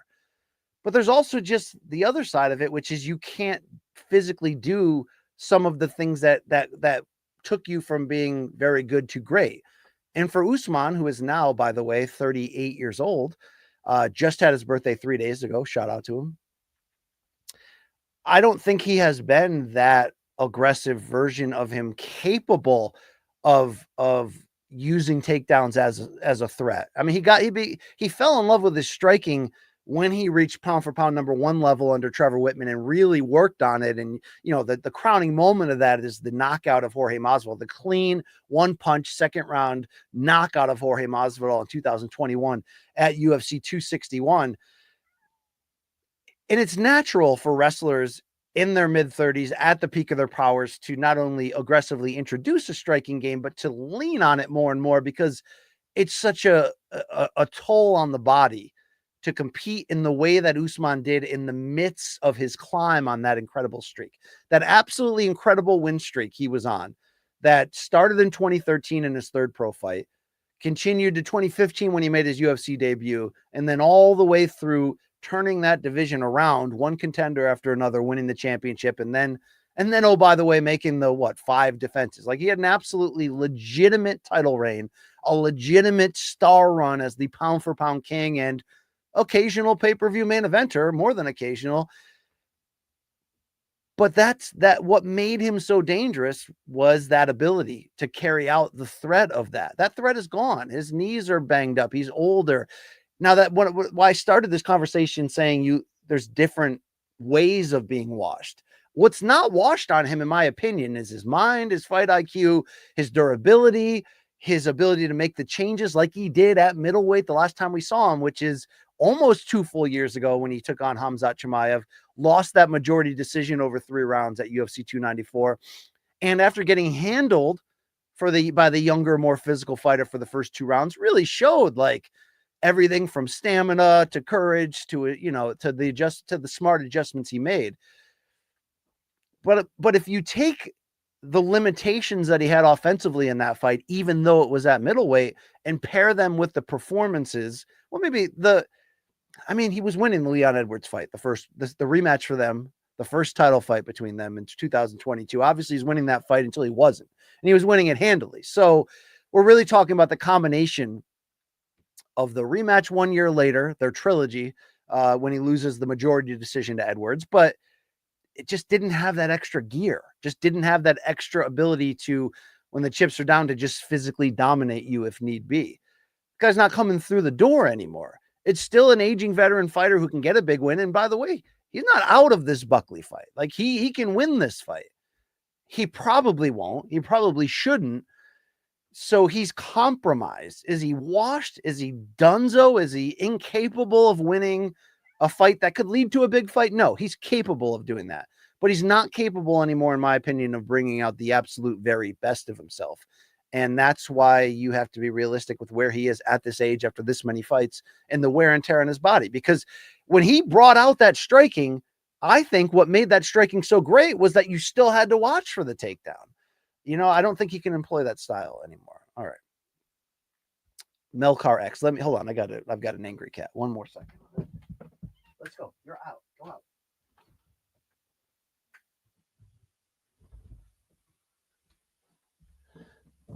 all right, we're gonna have to develop a new system of discipline for this guy. Just ruining live chats left and right, you know.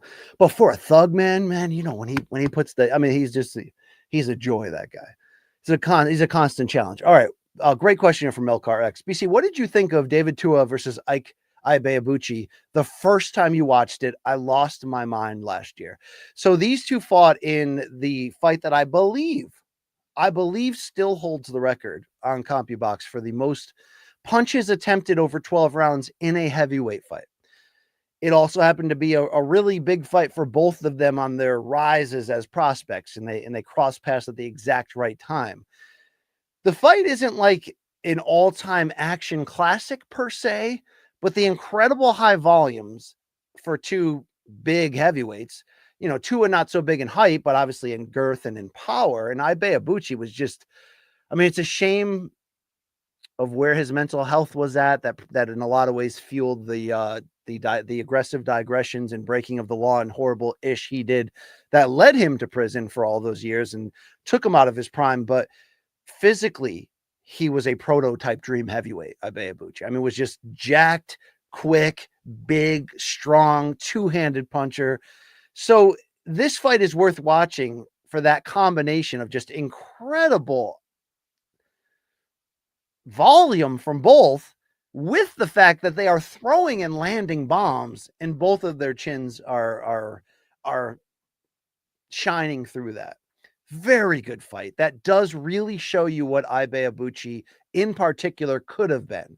I say that in particular because we did see David Tua ultimately get to the highest level and, you know, think the Lennox Lewis fight and not be able to cross that bridge or get to that hill. And I'm not going to say the run for Tua was disappointing. You know, he certainly became a name and was involved in big fights and has a hellaciously fun knockout reel. But this fight, you'll watch that and go, damn, Ibeabuchi could have been something in the 2000s at a time where we really needed something, considering Lennox Lewis fought in 2003 and then never again.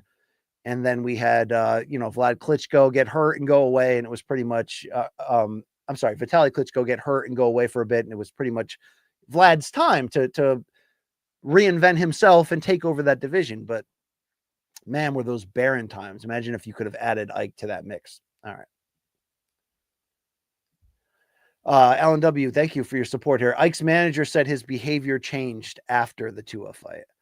Yeah, I mean, look, Ike was crazy. Ike was absolutely crazy. And it was, you know, it appeared to be largely unchecked and led itself to the crimes he committed. But yeah, let's continue on here. And you're not wrong. Brody Moret, BC, didn't you once mention that you sent letters to that dude in prison? So I did not send handwritten letters to convicted, you know, rapists or whatever it was, Ike Ibeabuchi in prison as some fanboy. I did email him when I saw, I think it was on like a SureDog message board at a time when I fell back into boxing like so damn aggressively. And it was life. I mean, it still is, but it was life. And I saw that you could reach out to Ike through a prison system set up through an email, and that it said that he would respond. And the crazy, gross boxing fan in me was like, reached out and but never got a response, but did reach out a couple times. Thank you. That's you could take that information for what it's worth. Although, did you see Reggie Miller? I didn't know this. Reggie Miller. I don't know if it's a reveal or he's always revealed it, but he visited Mike Tyson in prison in Indiana during that stretch when Tyson was there after his rape conviction. That's interesting stuff.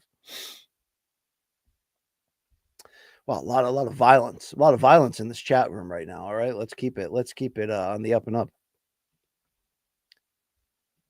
All right, this is Remix. We love this guy a lot. Thank you for your support, Remix. Paid $700. Is that dollars? Is that quid? Is that, I don't know, what do we call that in the UK? For lower bowl section at UFC 316. I do well for a single guy, but this as well. Yeah, this is insane. I refuse to sit in nosebleeds if I'm already paying hundreds, if that's what the quote affordable seats are. It's an absolute, it's awful, in my opinion, what TKO is doing to to UFC and WWE pricing. And I know we can argue all we want that it's more of the reality of supply and demand and competitive pricing and how that computer system works, where the more demand there is, the price goes up. But when you price out your salt of the earth, backbone, hardcore fans, when you price out the hardcore fans this aggressively, you pay for that. You pay for, and it's not a glass houses thing, because boxing, why does boxing have ridiculous record gates all the time that are more than the UFC, and has led the UFC to get their own and do a lot of bragging? Because most of boxing's biggest fights are in Vegas, where it's a lot easier to just absolutely jack up the prices. Why? Because that is an area that aggressively attracts the high rollers and the casinos buying huge lots of tickets to give out to their high rollers and celebrities and all of that. So it's able to do it there. And you can say, well, BC, don't you sacrifice in those big fights, removing that aggressive hardcore fan? But you do. And sometimes you feel it in the arena more than others. I'll never forget Mayweather's last fight of his initial career, that there was late arriving crowd in Vegas for a big time main event on pay-per-view is not a new theory, but this was as late arriving as I ever saw. I'll never forget that co-main of being that fantastic co-main of Salido, the rematch with Orlando Salido and the Puerto Rican champion. One of the three greatest fights I've ever seen in person. And there just being a apathy and malaise in the crowd of like, when's Floyd coming out, and just completely missing it. So I'm saying that happens to a certain degree in boxing too. The difference in this case is that is also a fight card with a massive demand at the top. UFC has applied this model to every city, everywhere they go, and in some cases, regardless of whether the marquee demands that or not, and particularly in areas like London, where, if you're not new to this, understand that why is UK able to fill 80,000 soccer stadiums for big boxing events, and that people are going sick? Because it's all hardcore fans with acceptable price tags for most of the tickets, reasonable price tags. When you go to this extreme, you're not just sending your hardcore people that will support you financially through everything home. You are in a lot of ways just like stealing a chunk of their heart, of saying like, you can't be a part of this anymore. You know what I'm saying? Like, so it's not just over time you're going to build people in the arena who aren't hardcore and don't, it's the same old model that people used to say in the early 2000s. Why do the Sacramento Kings, remember that great stretch of that team they had with Weber, Stojakovic, Divac, Bibby, Turkoglu, that could have, and maybe should have won a championship. Their home court was always so much more crazier and wild and aggressive for playoff games than anywhere else. And the theory was always, because they sell the expensive tickets to the regular people, not to the corporations and all that. Yeah, that matters certainly over time. But what they're doing now, because the demand is there and they're willing to wring out every cent of it, I mean, maybe they are just completely aligned with the idea that, okay, it'll push off this portion of the fan base, but it will create this portion of the fan base coming right in, younger, right behind them. I mean, some of that is true, but this leads me to like, there's a lot of theories and like, why are they doing this? And does Dana have, did Dana skip the presser on Saturday because he's sick of the BS? Is he being handcuffed on what he can say and do and can't because of TKO's bottom line? I don't really know the machinations of all of that, but I do know that it feels very soulless on top from, and it leads me to believe that there's an end game that involves selling and flipping this after TKO can get every drop out of it. Now that would be counter. If that was true, BC, then why are we getting into boxing too? Well, maybe this was just the offer, the deal they couldn't refuse. Saudi's going to pay for everything. They don't have to put any skin in the game. And it seems like they can kind of just jump if they want to, if things aren't going right, potentially. Yeah, that maybe it was just the calculated gamble at the right moment. But I can't see any other justification beyond they are going to wring this out for as much money as they can possibly get before flipping it and not caring what the damage is to the brand. I have to believe that now, because it just doesn't make sense that you are alienating your audience that aggressively. And it also plays into who's their actual audience and customer. Who's their customer? It ain't you and me anymore. Okay.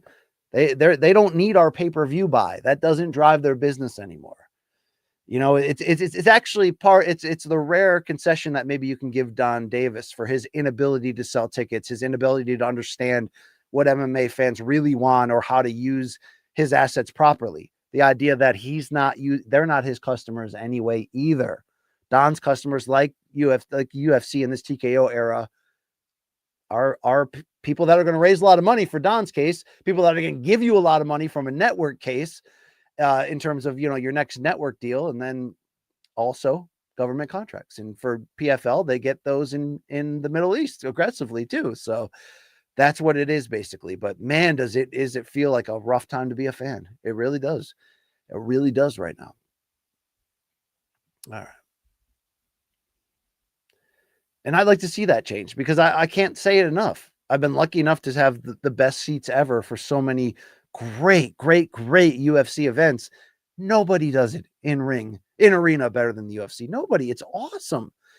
Especially a banger pay-per-view card where it's just one compelling matchup after another. I mean, it is the pacing, the presentation, it is awesome. But this isn't just a little bit overpriced. This is, we don't care what happens next, overpriced. Thank you.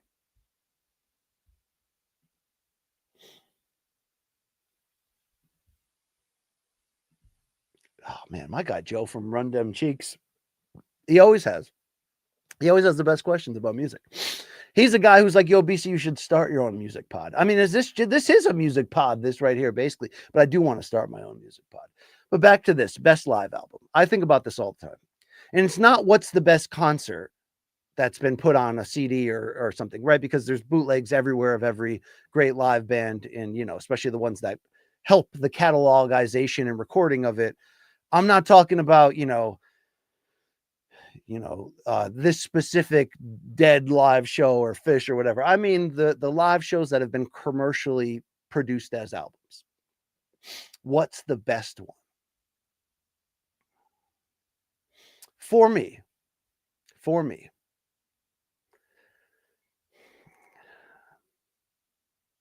Allman Brothers live at the Fillmore East, it is going to be hard to knock that out of the top 1 or 2 spot. And it's not even my favorite use of their catalog, being that some of my favorite Allman songs, which happen to be written by Dickie Betts, came, after this concert was recorded. But damn, from the standpoint of their tightness and ability to float around different genres and put it all out at once in this digestible but moving sound, they've never been. That's the best absolute version of how tight a band at their early prime and peak could be. That's the best we have, outside of the Eat the Peach album, Eat a Peach, which is the final album of Dwayne Allman before he died. In some ways, a lot of ways, a tribute album to him. And it's a mixture of studio and live tracks. And his live work on that is just absolutely incredible, including Mountain Jam. But the live at Fillmore is like, that's who 24-year-old Dwayne Allman was. Sky Dog. Didn't die at his peak, died pre-peak, right? Died like where we just got a sample. That one's in the conversation. Others I'll throw out from my personal short list of favorites. Made in Japan by Deep Purple is just a freaking phenomenal live album. That's powerful, and it plays the hits, but and it wasn't supposed to be a live album. It was supposed to be for Japan only. Deep Purple didn't want to do this, but they finally agreed to the record company, and they didn't realize it would become, globally considered one of the best live albums of all time. You're going to throw in Band of Gypsies by Jimi Hendrix. Hell yeah, you are. His move into funk in a lot of ways, and, all original tracks on top of that for a live album. Very Peter Frampton Comes Alive-esque in that regard. And also it was the introduction of Jimmy with a black rhythm section for the first time with Buddy Miles on drums, Billy Cox on bass. Or not the first time, sorry. The band he put out in 69 at Woodstock that he called Gypsy Sons and Rainbows, and then said, you can just call us a band of gypsies. That band was much more eclectic than the Band of Gypsies band, meaning there was a lot more people. There was a rhythm guitarist. There was a congo player. There were things you don't normally hear from Jimi Hendrix, but Band of Gypsies is them as power trio, power, blues, rock, psychedelic, and teases of funk. Absolutely incredible. I'm going to throw in, because I got to be fair and I got to be truthful here, the Dave Matthews Band live at Red Rocks that came out in 96. I'm sorry, that is still up there. Love or hate that band as the very peak in essence from a jam band standpoint of what made that a great live act. Still to this day, it's classic. You put it on, you hear it, you know. Honorable mention, a band I'll never give too many accolades to, especially after It's Been, right? But Rock Spectacle by Bare Naked Ladies. I'm from that genre, from that lane, is one of the better live albums I've ever listened to. Okay. But back into ones that you probably should have that maybe you don't know about. The Doors live at the Hollywood Bowl, or Extreme Live, or whatever the heck you call that one. 5-star incredible. It's the absolutely live. I think that's what it's called. Is there too much Jim Morrison, being Jim Morrison? It's an aggressive dose of that, but I think it was necessary to capture. And it's like the band and even Morrison himself would say after that, that's not the best version of them live. There's so many better versions. But it caught them at that very peak of when Jim was still the showman before he became the more reclusive, fully bearded poet who had quit the band at the time, leading into his death in France. This was when he was more willing to be the Lizard King and do the full-on poetry reading with the haunting music behind it. You get an absolute taste of how great the Doors were, not just as a band, but as a live act there. Essential, all-time great live album. I'll also throw in, and I didn't come to this until 2 years ago, Van Morrison's Tonight is the Night, I think it's called. No, his live album was way better than it should have been. Absolutely way better than it had any right to be. Tonight's the Night. That's what it's called. Check that out. I don't know if you like Van Morrison. I love Van Morrison, but that one is an ambitious retake of his songs in the live format. A lot of scatting, a lot of virtuoso sort of singing from him. Incredible. And maybe I'll add in there, I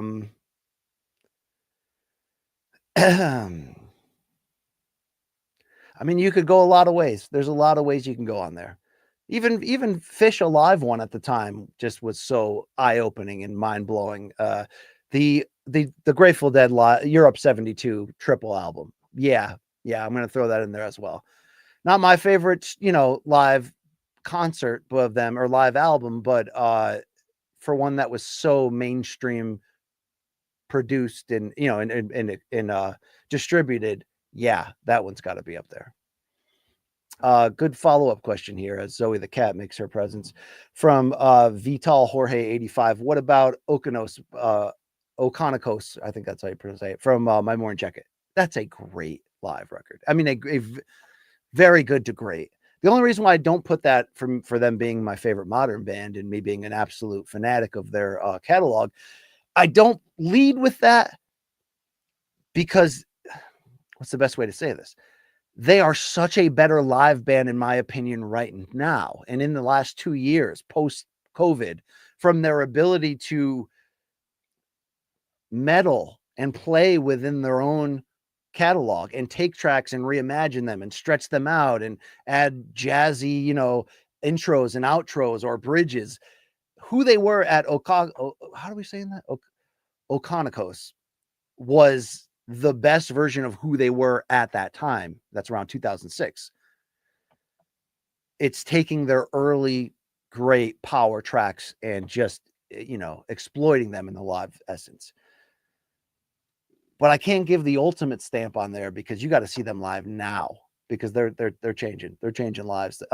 Frampton Comes Alive, I've had various points of it being awesome, and then I'm thinking it's incredibly overrated, but I put Frampton Comes Alive on the other day. I mean, that was one of the enduring CDs of my high school era. I'll give Peter Frampton a lot of credit for that record. Yeah, it sold, trillions, but that's an upbeat, energetic, good ass live album. There we go.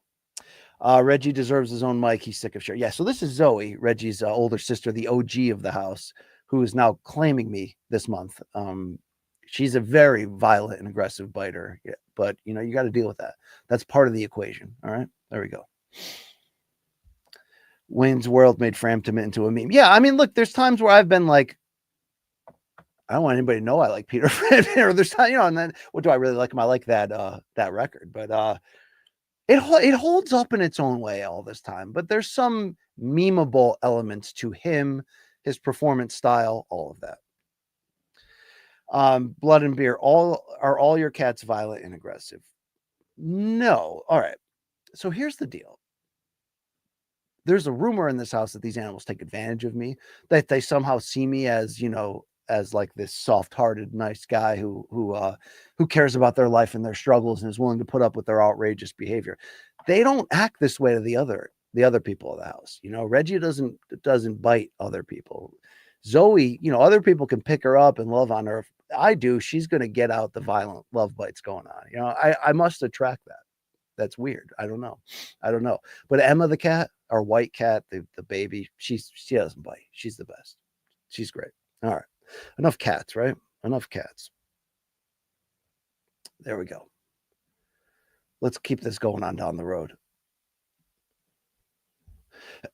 Derek Alexander Smith, thank you for your support of this here chat and this cat right here. Thank you very much.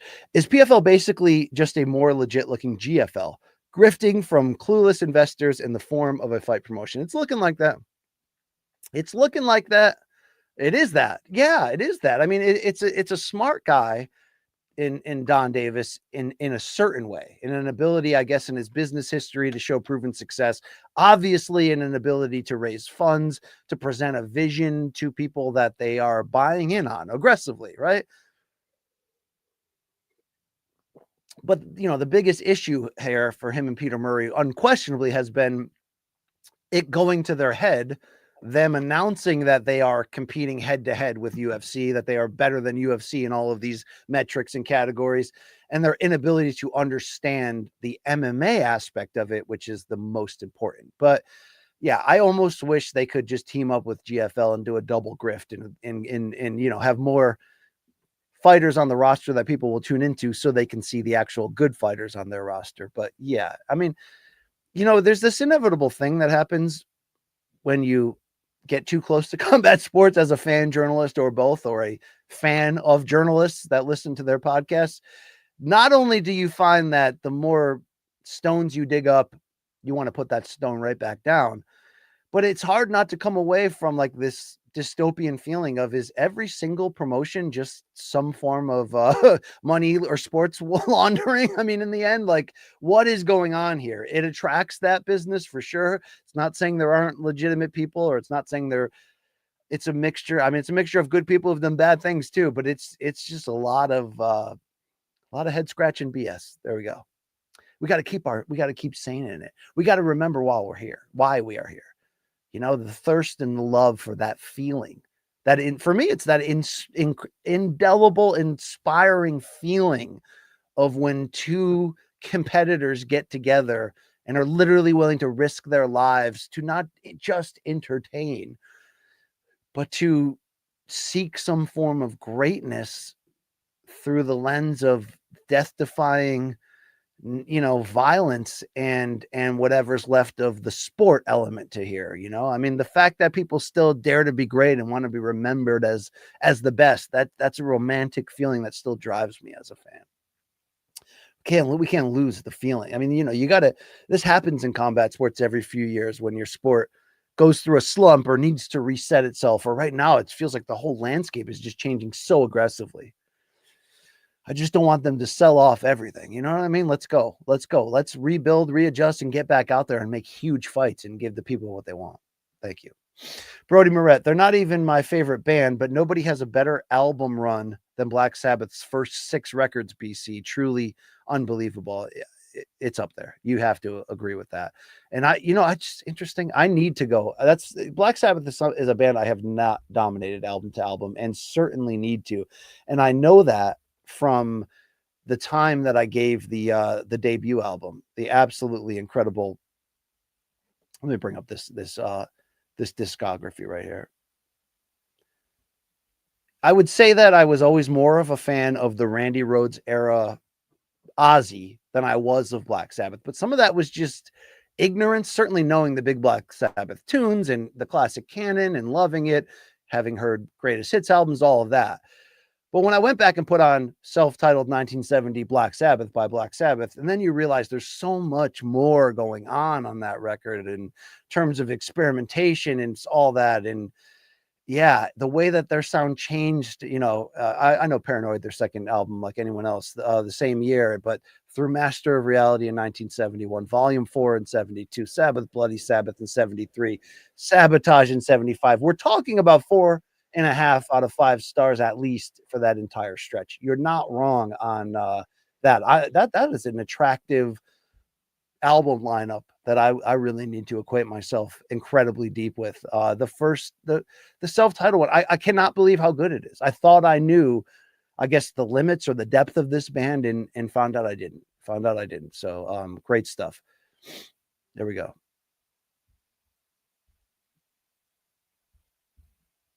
BC, pre-fatherhood, did you prefer acid, shrooms, Molly, or San Pedro cactus?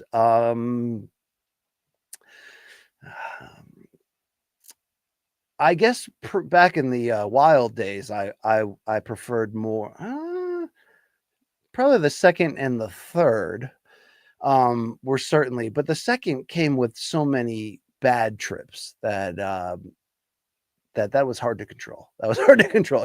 I mean, turns out you shouldn't use that stuff after you get fired from a job. You know what I mean? It's not going to go well. You'll end up in the fetal position crying for a few hours. But yeah, I mean, those were some wild days. More to come on the Patreon episode where we get real. Now, those are some wild days. Marc-Andre Barrio, who's got and his cousin Marc-Antoine Dossinet here, Dussault, my French brethren over here. Yeah, you got a big fight with that red-haired pirate. BC, if you want to keep the Weezer train rolling, yeah, I've been sampling. Run Dem Cheeks got me into Pinkerton by Weezer, and I'm like, damn, I should have known this record in the 90s. What was I doing? Listen to their 2022 release, SZNZ. Is that Seasons? Where are we going with that? Especially autumn or winter. Glad you liked my recommendations for OK Human. That was you, MAD. Thanks, brother. So I also like that. I'm less I got to give a little more time on that. I do most of my exploratory listening like this when I travel. So that's the train ride there and back to New York for MK. But I just, I've been traveling a lot for fights, and I'm itching to get it back out there. May 31st. Let's go. Caleb Plant. All right, let's go. Jamal Charlo. See you in Vegas, guys. Let's do that ish. All right. All right. So you're saying that their modern catalog is not only holding up, not only worth our time, but adding extra layers potentially to their arc, to their canon, to their sound. Well, I'm going to say it. This is a band that I thought I knew from what? 4 radio hits. I thought I knew from hearing other people playing it, but not thinking they were fully for me. They're changing my mind on that. Bronstetter's got me doing the same retro road trip through Ween. I've been slow getting weaned in there, but I've found some absolutely incredible high moments within that I'm like, how is this hidden from me in the 90s? You can't hear it all. You can't, you can't. Technology too just allows us access to so much. I mean, is there a greater feeling? I mean, you didn't need technology in previous decades to find that killer record no one's ever heard of that you found for $1 at the record store, but but now it's just so much easier to find this ish. What a time. All right, Devin Tuck. Thank you, brother. Devin Tuck, we like this guy a lot. Do we trust his search history on the internet? Only Devin Tuck does that at the end of the day. If someone could make a Randy-like comeback at a later age, Devin Tuck asks, who would you want it to be? DC would have to be the perfect choice. Maybe Habib. Yeah. Randy's different, though, because, like, he had comebacks within his career that were legendary, but that wasn't like there was long time away and reinvented at a later age, like a George Foreman in boxing, or even like a GSP for the one fight coming back to win the middleweight title over Bisping. And he also got started so late, did Randy, which, in his late 30s or mid 30s, basically, so that he had so many incredible moments at 40 and over, and they called him the natural. But even back then, I'm like, yo, I don't know about Randy at 46 being this shredded, but that's a topic for another day, apparently. But I love the romanticized idea of a legend who maybe retired early or took a few years off, but can somehow recapture that magic in a competent and almost, history redefining way. It's rare. It's incredibly rare. We savor that. DC would have been awesome. And I love right now, DC responding to the Jones comment. I guess what happened? Did Jones make a comment about fighting DC at heavyweight and dominating him, and then it made DC mad because he said, you used to say you would never fight me at heavyweight because you said I would have had an advantage, and now you're saying that only got me fired up because I always wanted them to have the trilogy at heavyweight. When DC beat Stipe, and it's like, damn, I felt like the Stipe way. There's a lot of argument to be made, and I know Luke had mentioned that DC's now admitting that he shouldn't have come back for the last two Stipe fights, and he probably was done and should have walked off for good. If DC had walked off for good after knocking out Stipe Miocic early in that fight to win the heavyweight championship, I mean, I had anointed him up a room. I had anointed him essentially like the number 5 or 6 spot, the last spot on the true upper room. Now that is kicking Jose Aldo out, and I realize I was wrong in that regard.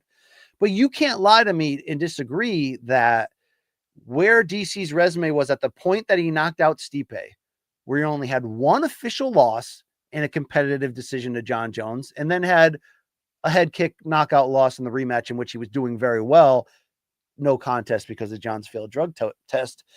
That, like, I remember writing the column that short of fighting Jones, which it seems like he can't do right now, this Stipe win is the number, like, the only way he had to circumvent beating Jones to still get to all-time greatness. Because at that point, 2 division champion, Jones was only 1. Jones would always have the historical edge against him from the head-to-head and all that. But imagine, like, I feel like he lost a bit from those, lost more than we put to words. I know you're talking about a difference between all-time great here and all-time great here, right? That's like, you're an all-time great. But his resume was so insane at that point. And people say it. You love to say it. They love to get mad at me. Muhammad says, crazy to put DC over Aldo then and now, brother. Is it really crazy at that point then? I know I'm picking nits between 2 all-timers, but I just don't get why people underrate DC's overall career catalog. He got into the sport late in almost a couture type way. Had no business winning the Strikeforce heavyweight tournament and going through the experienced guys that he did in the manner that he did, from the knockout of Bigfoot to the decision win and dominance of Josh Barnett there. Takes to water like nothing on the UFC heavyweight level and just starts like hurting people. I mean, comedically throwing people around, and then goes, yeah, my best friend and training partner is the heavyweight champ, so I'm probably going to start with this fat body, cutting down to 205, and he becomes one of the pound for pound best and the champion in 2 weight classes. And the only loss would have been John Jones at that point. You're certainly looking at a much greater depth of what Aldo did. But if Jones is the greatest of all time, and this guy's only loss was to Jones, and he knocked out Stipe, the greatest heavyweight of all time, at that moment, right? I don't know. He was freaking there. All right. He was there. But it brought him down a little bit, the 2 Stipe losses. Yeah, he was hurt during those times and old. I never liked his, I'm going to say it. I thought he could have and should have committed a lot more to cardio and fitness for the second and third Stipe fight. I know it's heavyweight. I know he's able to carry a certain amount of weight, and that might help him to some degree. But if he would have had better conditioning, he could have wrestled more against Stipe. Do you remember in the rematch when he absolutely dominated Stipe in the first round, was throwing him? I know that's not fully sustainable for 5 rounds in the heavyweight level, but it's like he just went away from that. And the way that he crumbled down the stretch, and Stipe obviously stepped it up, went to the body, noticed that was an area where he can get him, and then just chopped down the tree. But I was disappointed at DC's limitations in that third fight. And, look, age and injury are hard to come back from. But your question ultimately was who would you like to see try that? Try to reinvent themselves. Like, yeah, I almost wish DC after retirement took like a year off and then was like, I got this much left and I know it. Let me get in shape and make a run back at this. But he doesn't need to. He's accomplished it all. Someone like Khabib is super interesting. Somebody like Zabit, who is, certainly didn't accomplish anywhere near that what Khabib did, but like somebody like that who went away for a while, you gave up on them or they retired and then they came back and you were like, oh my God, they still have it. Zabit would be fun in his late 30s. Khabib would be absolutely incredibly fun, but that ain't going to happen either. Maybe in hindsight, it would have or could have been if GSP had come back and then campaigned, or even if he gave up the middleweight title and said, I did it, I'm not going to do that anymore, but let me get some really big fights at welterweight. Let me get McGregor in some huge pay-per-view. Let me get, Khabib. And you remember, don't forget, there was that long stretch where GSP was like, yo, I think I can make lightweight. Dana, can we do the Khabib fight? And it felt like Dana didn't want to do it. Ultimately, that's what it felt like to me. Maybe as some weird payback for GSP giving up the middleweight belt after saying he wouldn't do it. But a sustained GSP senior run there would have been awesome because we know he was in shape and we know he was still very capable. Even when Woodley was on top, imagine GSP going back down there. It would have been wild. Roy McDonald, no, because I think it's gone in him. The thing that drove him to be violent and to be a killer is gone.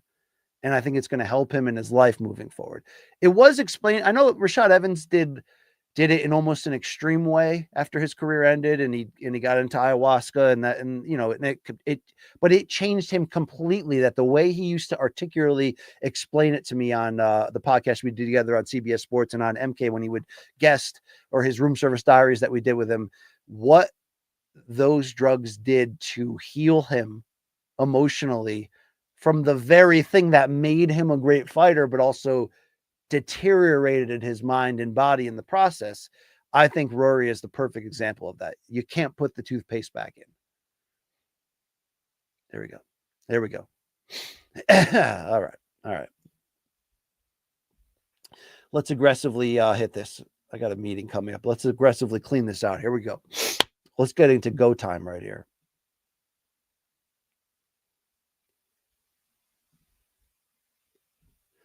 $9:15 a.m. Thank you for your support of this. What is that time about for you? 9:15 a.m. Did Turki realize he doesn't need Dana and TKO to take over boxing, since boxing promoters are already willingly bent over, ready for Turki plowing? Look, I'm going to say it. This was an acceptable, like, sort of conspiracy knee-jerk reaction to yesterday's news, and I had it. Like I said, for a couple hours, texting people in the industry going like, what do you think this is? Because it screamed that. It screamed that whole idea that, like, Turki doesn't want to take a back seat and let this only be his money giving Dana, Ari, and TKO all the shine for what this is going to be. He doesn't want to be the guy that they show the camera to once ringside doing this, right? Like, that's not what he wants to be. He wants to be, there's people giving really smart takes to this about this is 100% all about Turki not wanting to give up the throne and wanting, and being jealous of the attention promoters get and blah, blah, blah. And it all being about stroking his ego. A lot of this does seem like it's about stroking Turki's ego. But the reason why I can't put my heart into that theory is the chicanery that I documented earlier, and how Turki likes manipulating the media and the public discussion, not just to get his his shits and giggles, but seemingly to shut down other news or put pressure on people in terms of that. So it's like, who is the pressure supposed to be on? Or is this just shits and giggles? Either way, it's weird. Okay. It's freaking weird. But I could, that it's an acceptable, understandable way to look at it. And maybe it's true. I don't know. I struggle to think that TKO is just gonna pull out and fold up a shop and be like, yeah, we couldn't, it's not gonna work. But did I always assume it was going to be an inevitable clash between Dana and Turkey of like who's going to announce stuff, who's going to whatever? Yeah. Turkey is allowed to do this fantasy matchmaker. I own everything. Everybody bows down to me trick. You're not going to be able to do that with TKO. That's going to cause clashes. It would be good if these clashes are real to get them now, right? If this marriage isn't going to work, then let's end it now and get back to your regularly scheduled boxing programming. But tough to tell. There's too much weirdness out there. All right. Great questions today, people. Guillermo A, thank you for your support. When is MK going on the road, Q3 or Q4? I don't know, and I hate that we've teased certain things. I mean, look, this whole rebranding post Showtime has been a tease of things we thought were true, and then the reality fell in. The reality of the reality is that MK is in a great place and is lucky to be in that place, and it's not the ending place. It's a different era for sure. It's a little bit different, the presentation and obviously the amount that you're getting of MK and all of that.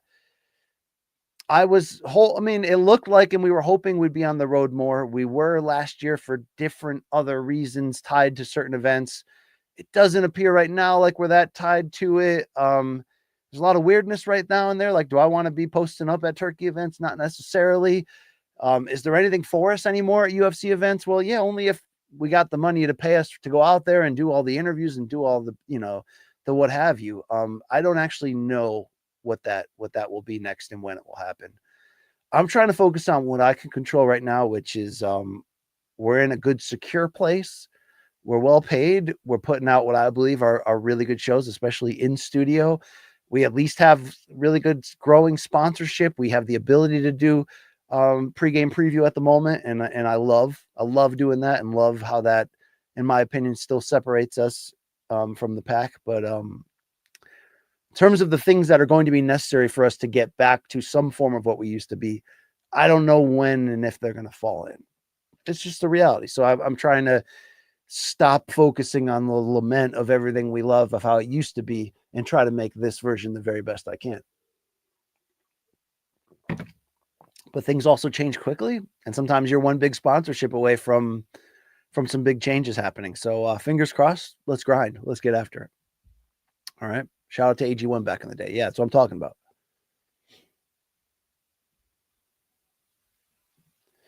Dylan Warren, thank you for your support of this podcast, brother. Hey, Brian, Dylan says, love hearing your music takes. Somebody out there does. Yes. Last year, my band had a music video that did pretty well to our surprise. The band is called Shades of Raven. Shout out to Dylan Warren. The band is called Shades of Raven. Let me write that down.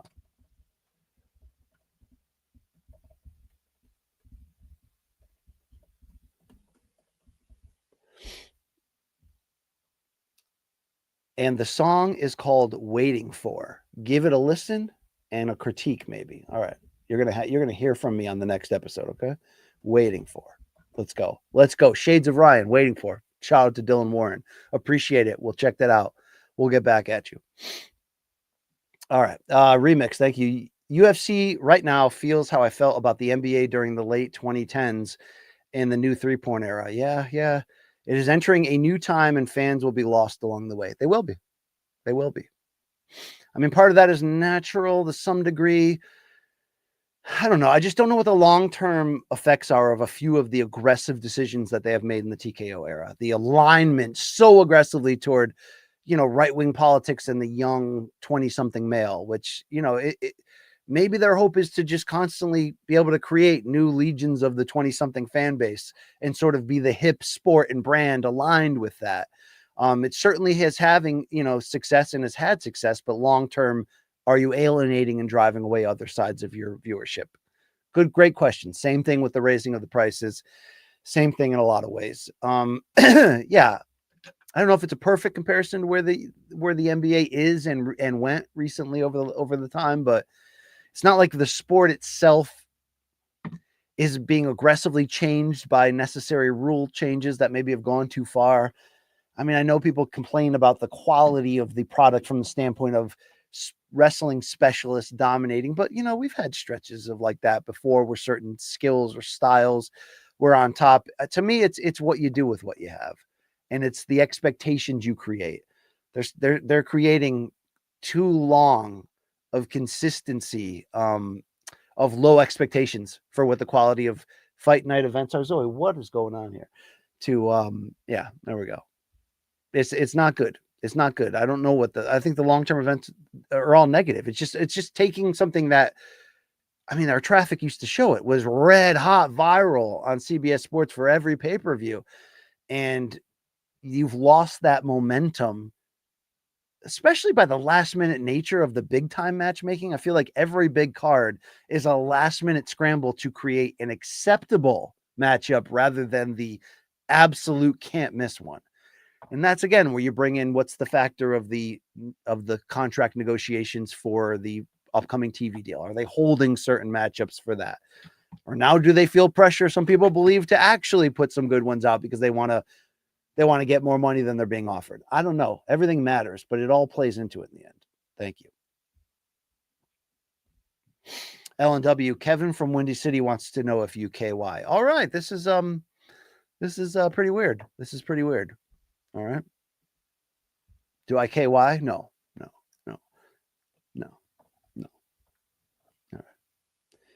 Alan also says your opinion on the Craig Jones. I haven't been following. What's this thing? I saw him in handcuffs or something and arrested, and I thought it was a skit. Then I saw somebody else say we don't do jokes like that.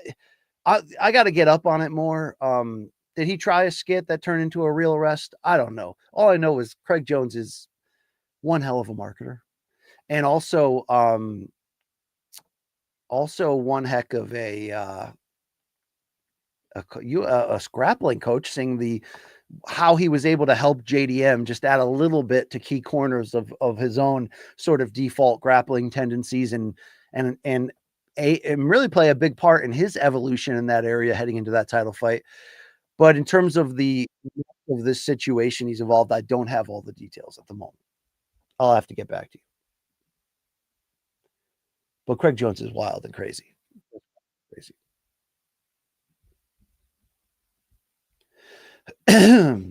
Michael Beal. Fun fact, none of them were named Marshall Tucker. No one in the Marshall Tucker band was named Marshall Tucker.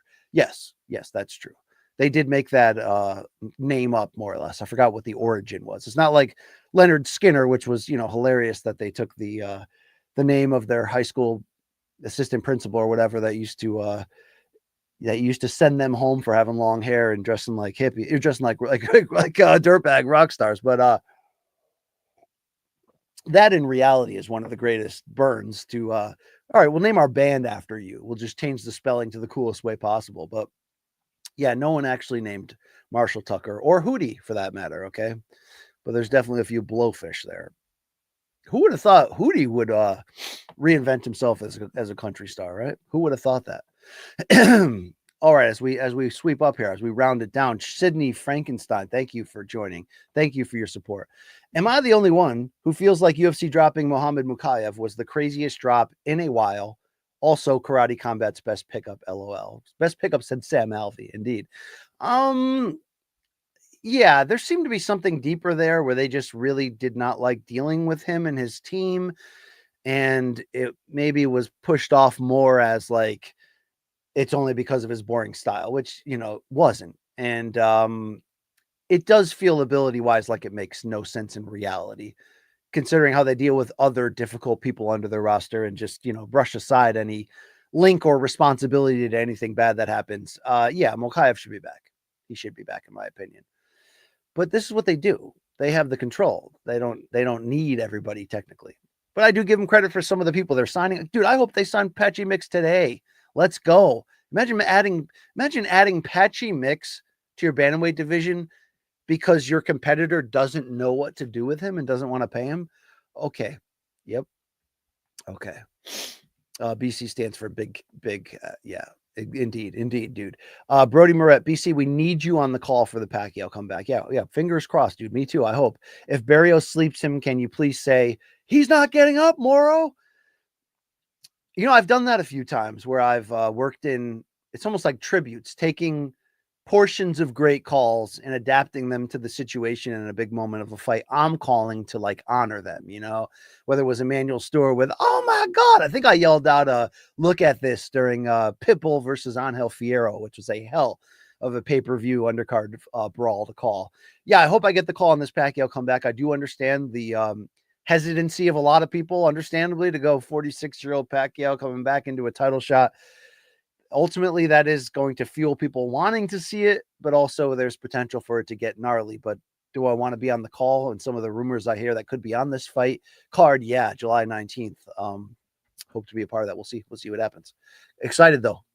Amazon Prime, May 31st. Caleb Plant in the main event. Let's go. BC back. All right.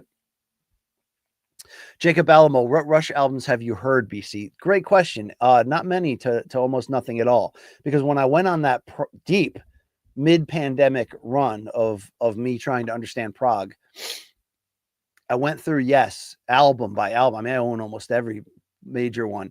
And that is sort of where I petered out. I was aiming, Emerson, Lake and Palmer, I've got so many of them, and I love ELP, but I'm winding through, and I get, like I said before, my favorite progressive era is the merger from psychedelic into progressive. And these two bands, meaning Yes and Rush, are almost the far end of that in the other direction.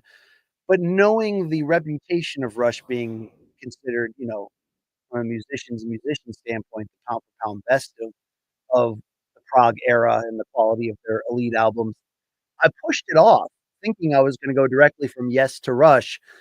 And that's where I just sort of hit a wall at that moment of that genre, at that run I was on and the speed I was on. And I said, look, I'm going to wait on Rush and do it right. And there's no excuse for me not to have started this. But yes, what I'm going to do is go out and get 1976's 2112. Is that how you say that album title? And chip away all the way through 1981's Moving Pictures and see that absolute prime run and be able to speak on it. I like Yes a lot.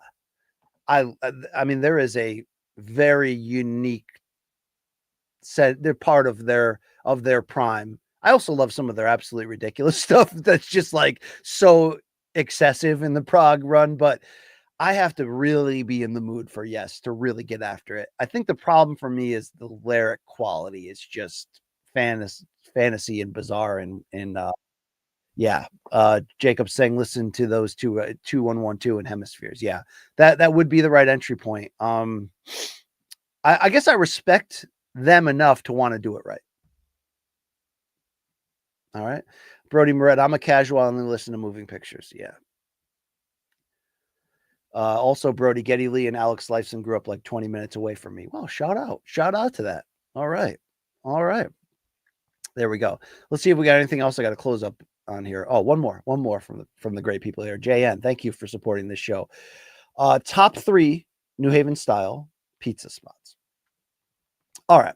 So in New Haven style pizza, it's either the two powerhouses of the debate for number 1, the two that are across the street from each other down there on Worcester Street, New Haven, Sally's and Pepe's. Both have become, unfortunately, I say unfortunately because I like something so great to be an individual spot, but both have become chains. Pepe's far more ahead of the game than Sally's, meaning they've got locations all over Connecticut, and now it's starting to expand. Pepe's to me is great, but overrated, in particularly the clam pie that they're known for. But like the first time I go there as a kid, I'm waiting in line in the freezing cold for an hour and a half to sit in the first booth where the door keeps opening and you're cold, and then wait an hour in that booth for your pizza to come, and yeah, it didn't blow me away. I'm more of a Sally's guy when you compare those two against each other, Sally's and Pepe's. To me, Sally's is probably the best of what New Haven style pizza has to offer. But modern is in that category for a lot of people to take over number 1 as well. They're newer than those two legendary spots, but they've also been there forever. I've done so much time at a place called Bar in downtown New Haven that also has very good, unique New Haven style pizza, very well known for their mashed potato pie, even though that's gimmicky. So if I'm going to New Haven to get New Haven style pizza, I'm going to Bar. But some of that is because I love that place and I've had such a long run hanging out and enjoying that place, which is also a music venue, also a nightclub, also a solid restaurant and bar unto itself. So really, Sally's, Modern, and Pepe's in that order of like the three best.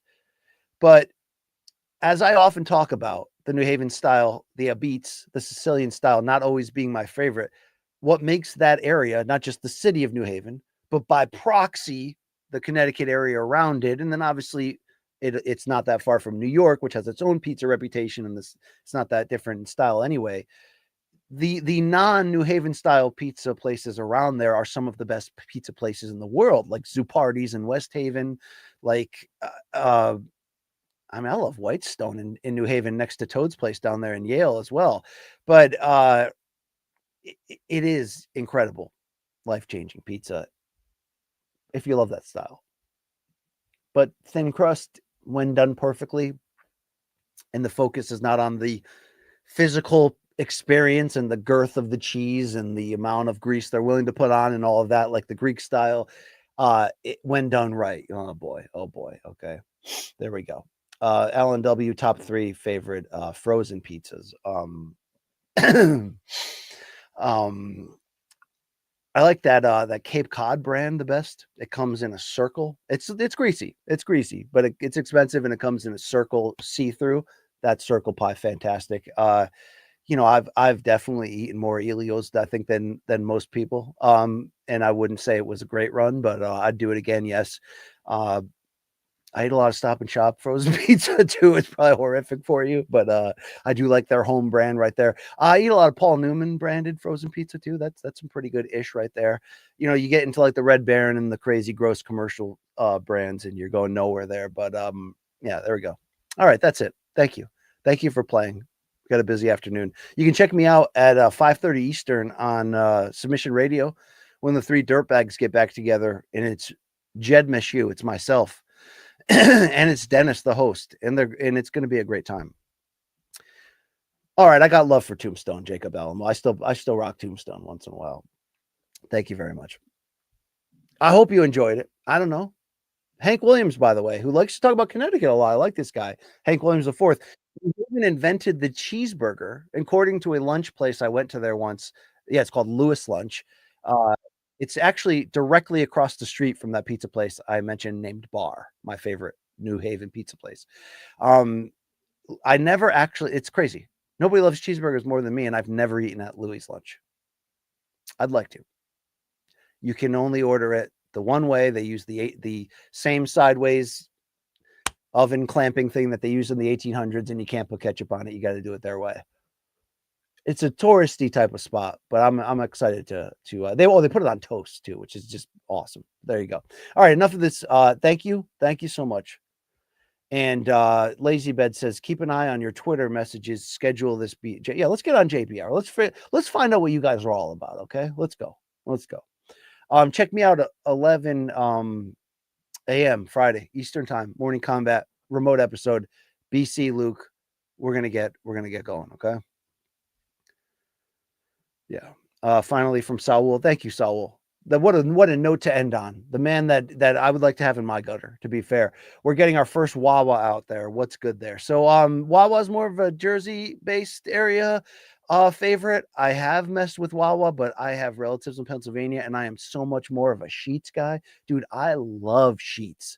I love Sheetz more than I like Cumberland Farms in Connecticut, and I love me some Cumbies, okay? But Wawa is supposed to be the king of those. I've had it very little comparatively, but get after it, Saul, just the same. All right, BC for president. There we go. In 26. It's going to be a great run for all of us. This is me. This is my cat, Zoe. And there we go, Zoe. And we wish you well. Take care of yourself, okay? And yeah, we'll be back on Friday. Thank you so much. For Zoe the cat and Reggie, I'm Brian Campbell, and I approve this chat, and if you'll have me again, we'll talk in circles next Wednesday at 4 p.m. Eastern. But until then, I think it's time to pretty much hit this the best outro in podcast history. Anthony Weller of the band Head Change on the tunes, Average Joe Art on the graphics, Mikey Mormile on the conversion. It's a great piece of content. Thank you, Zoe. Check it out.